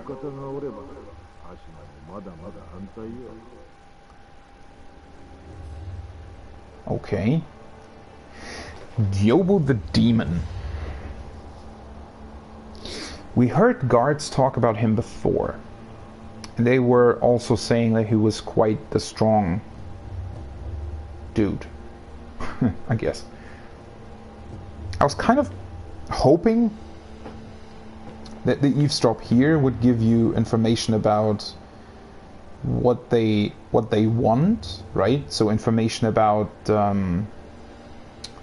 information that we can relay back to the merchant, but apparently it doesn't really. And then we have, so those are dead people.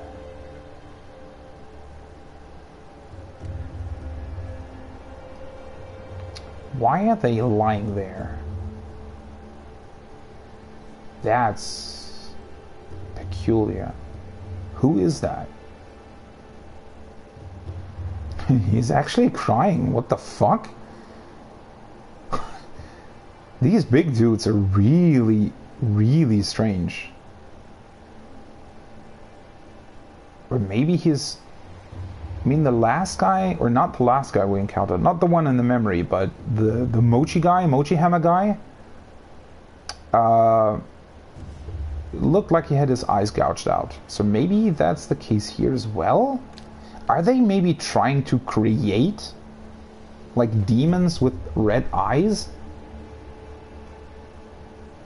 And that's why, so maybe he's crying because he lost his eyes or somebody gouged them out and they're trying to create like red-eyed demons that way? Seems just such a strange... I mean, it's a very like fun enemy design, I guess, but how does it fit into the world? Could just probably straight up kill him from here though. Yeah. Can just do a death blow from here. And then that's quite a big building. A lot of ways to approach this whole thing. I kind of... And then why... I mean, so far, everything in the Ashina outskirts, we didn't actually see dead people, right? We saw a dead horse, but that's about it. So the attackers on the Hirata estate, they clearly didn't care about who they were killing or how they were doing that, right? They just straight up murdered everybody that they saw, or murdered everybody that was there, and just left the bodies lying everywhere, right? With their blood spilling out and you know. And this, but I mean, there seems to be a war going on, and this whole castle seems to be on alert, right? Everybody in the Ashina outskirts, all the soldiers that are around, but they do belong to the Ashina clan. So who are those dead guys over there? Why are there dead people here, and why have they put them here? Seems like such a... I mean, I guess it's a bit, you know... It's a place that isn't really used all that much, since people can't really get to this place, right? I mean, nobody would really come through these caves, I guess. Other than a shinobi, of course, but no normal soldiers would approach this place this way. So putting them here, I guess it's just a place that's not really used for anything else. But still, I mean, who are these guys? Why aren't they here? And why... Maybe they're just dead soldiers that died with the last attack on the castle? I mean, judging by the destruction, both in the outskirts and here, there had to be an attack that happened shortly before we arrived here, right? Which obviously would mean that people died. And I guess those are those people? Sort of the best explanation I can come up with at this point. Alright, but I do want to stop here shortly, so I don't want to continue actually. Let me just quickly go back through the... Wait, can I actually go back here? Can I go back into the cave? I don't think I can. Alright, let's do this differently. Let's travel back to the Underbridge Valley and see if the snake reappears and if it's changed somehow. And whether or not the seeds are actually there, which I guess they wouldn't be. I don't think that they would just straight up give you an item like that multiple times in a row. I mean, obviously you need it to fight Lady Butterfly. Wait, what? That did damage? Disagree with that. Wait, when did it appear? Not at first, right? It kind of... It's also really cool how they... At first, you assume that it's maybe like a... So the snap seeds, by the way, they don't seem to have appeared. Don't seem to have grown back. So the music is coming back?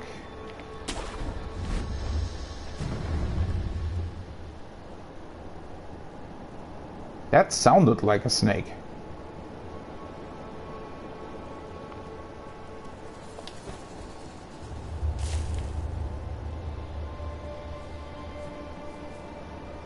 Is that just part of the background music?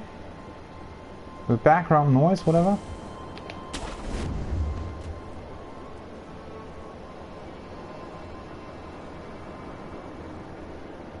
So it doesn't seem to come back right away,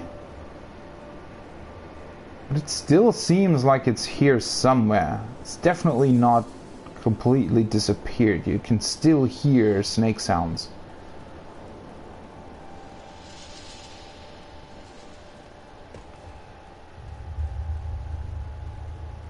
But it's...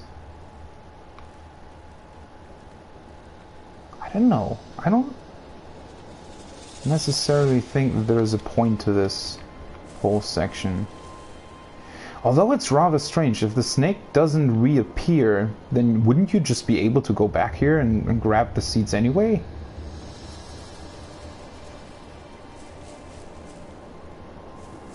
But there's... I don't think that there's any other path that you could take.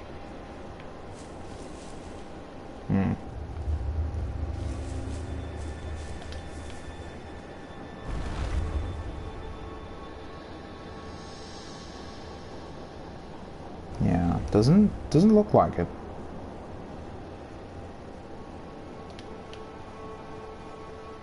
You can still hide here though.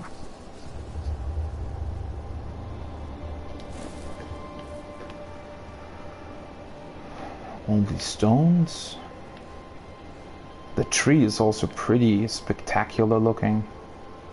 Such a giant tree here.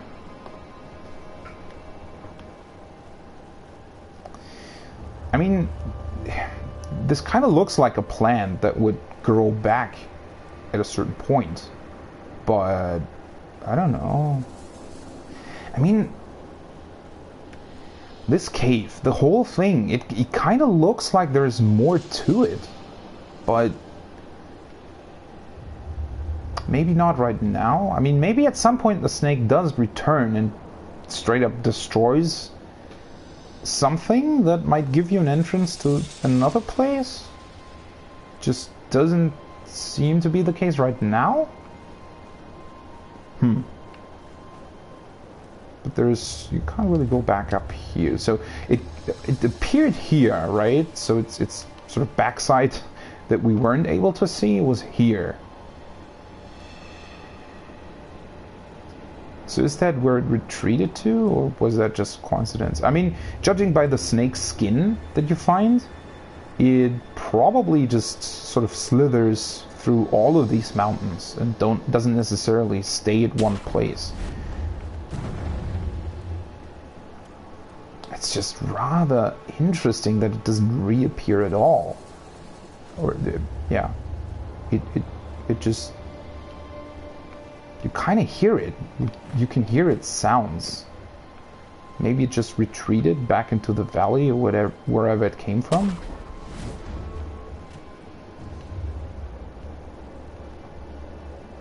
Oh, that looks cool. Very cool shot.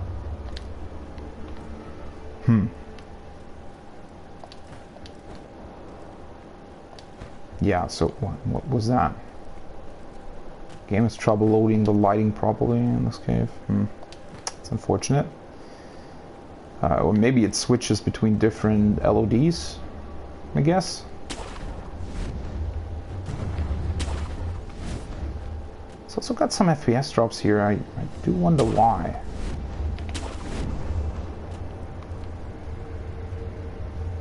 Wait, what? When did he return? Did I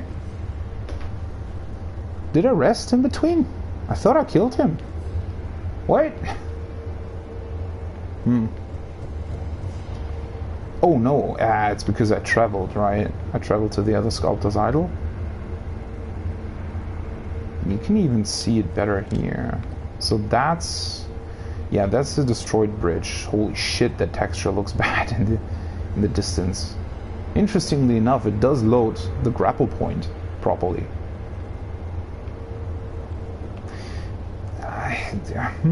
Another really strange case of why put the monocular into the game and make you able to zoom in if the game isn't able to load in those areas properly if you zoom. Yeah, weird decision in my opinion, because they didn't have to include the zoom in feature.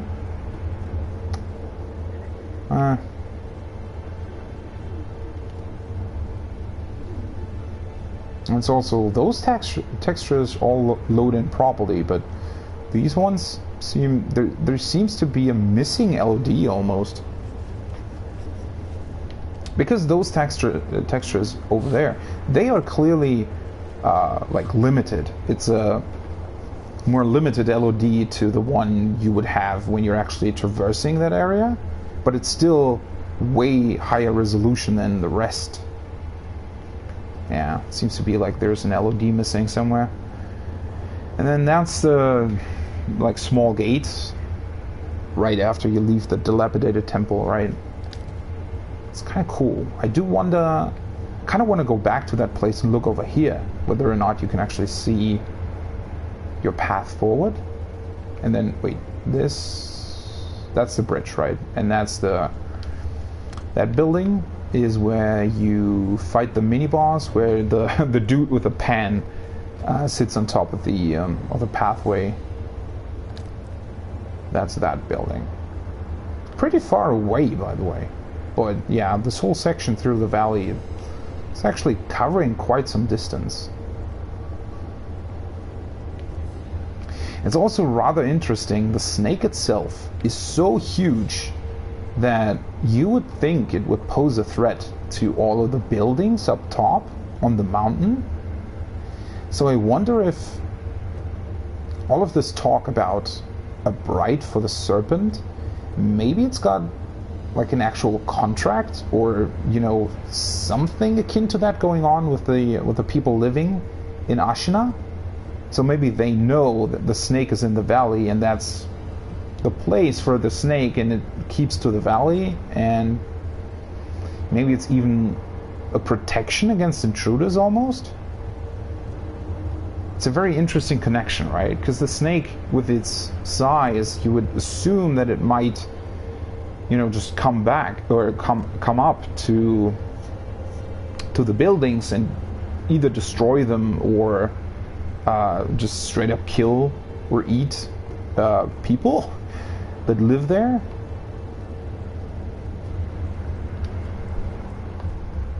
So I wonder, I mean, there has to be more to that, right? There has to be more to the whole marriage to the snake thing.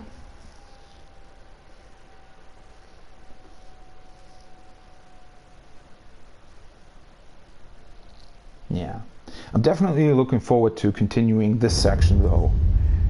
Even though we acquired the snap seeds, I could go back and fight Lady Butterfly, but it's really interesting to, you know, to go further and explore the present a bit more.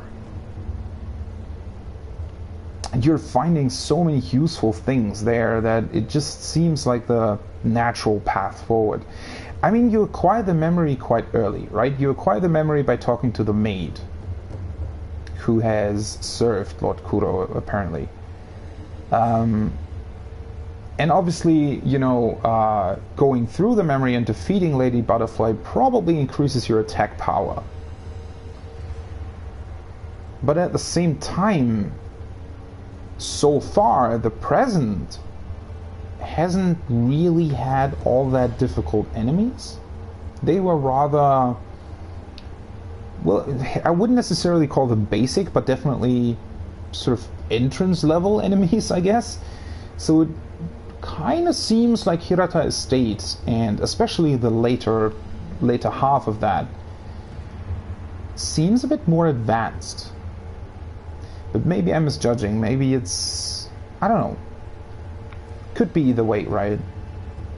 I am wondering though, let's say you don't do the memory at all, or, you know, just very late.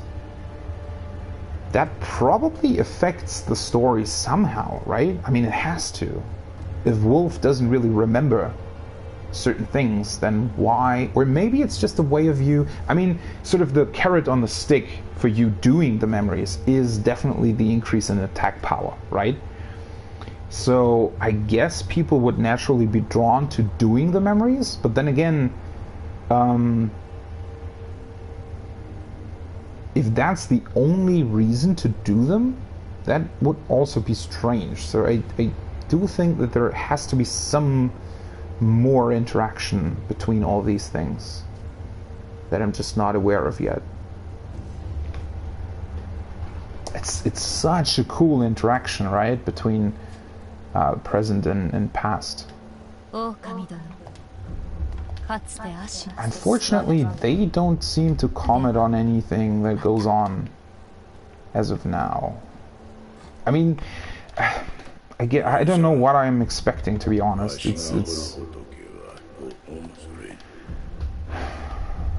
I just thought that maybe they would talk to you about the serpent or anything that would be going on.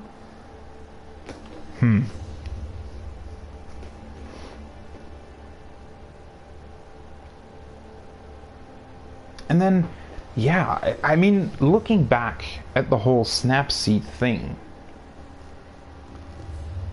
so sort of fighting illusions, or illusions in general, are definitely knowledge a lot of people have, right? Not necessarily how to create them, but that they exist.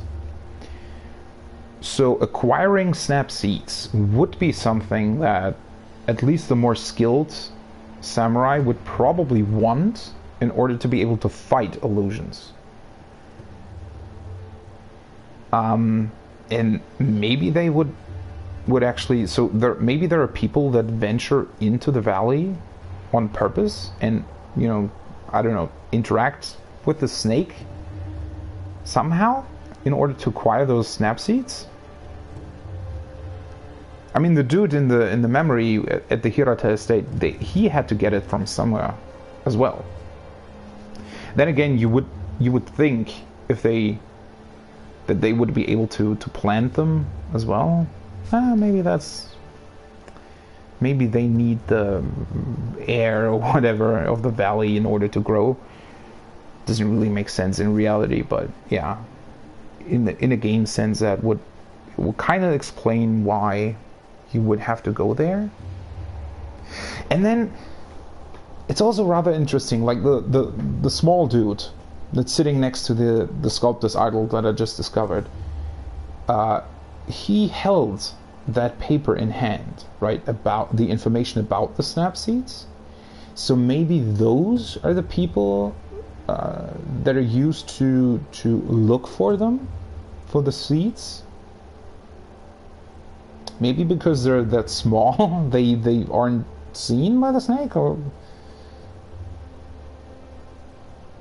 maybe that's sort of their purpose for the samurai, and they get the Snapseeds from them. Yeah, that's all rather interesting.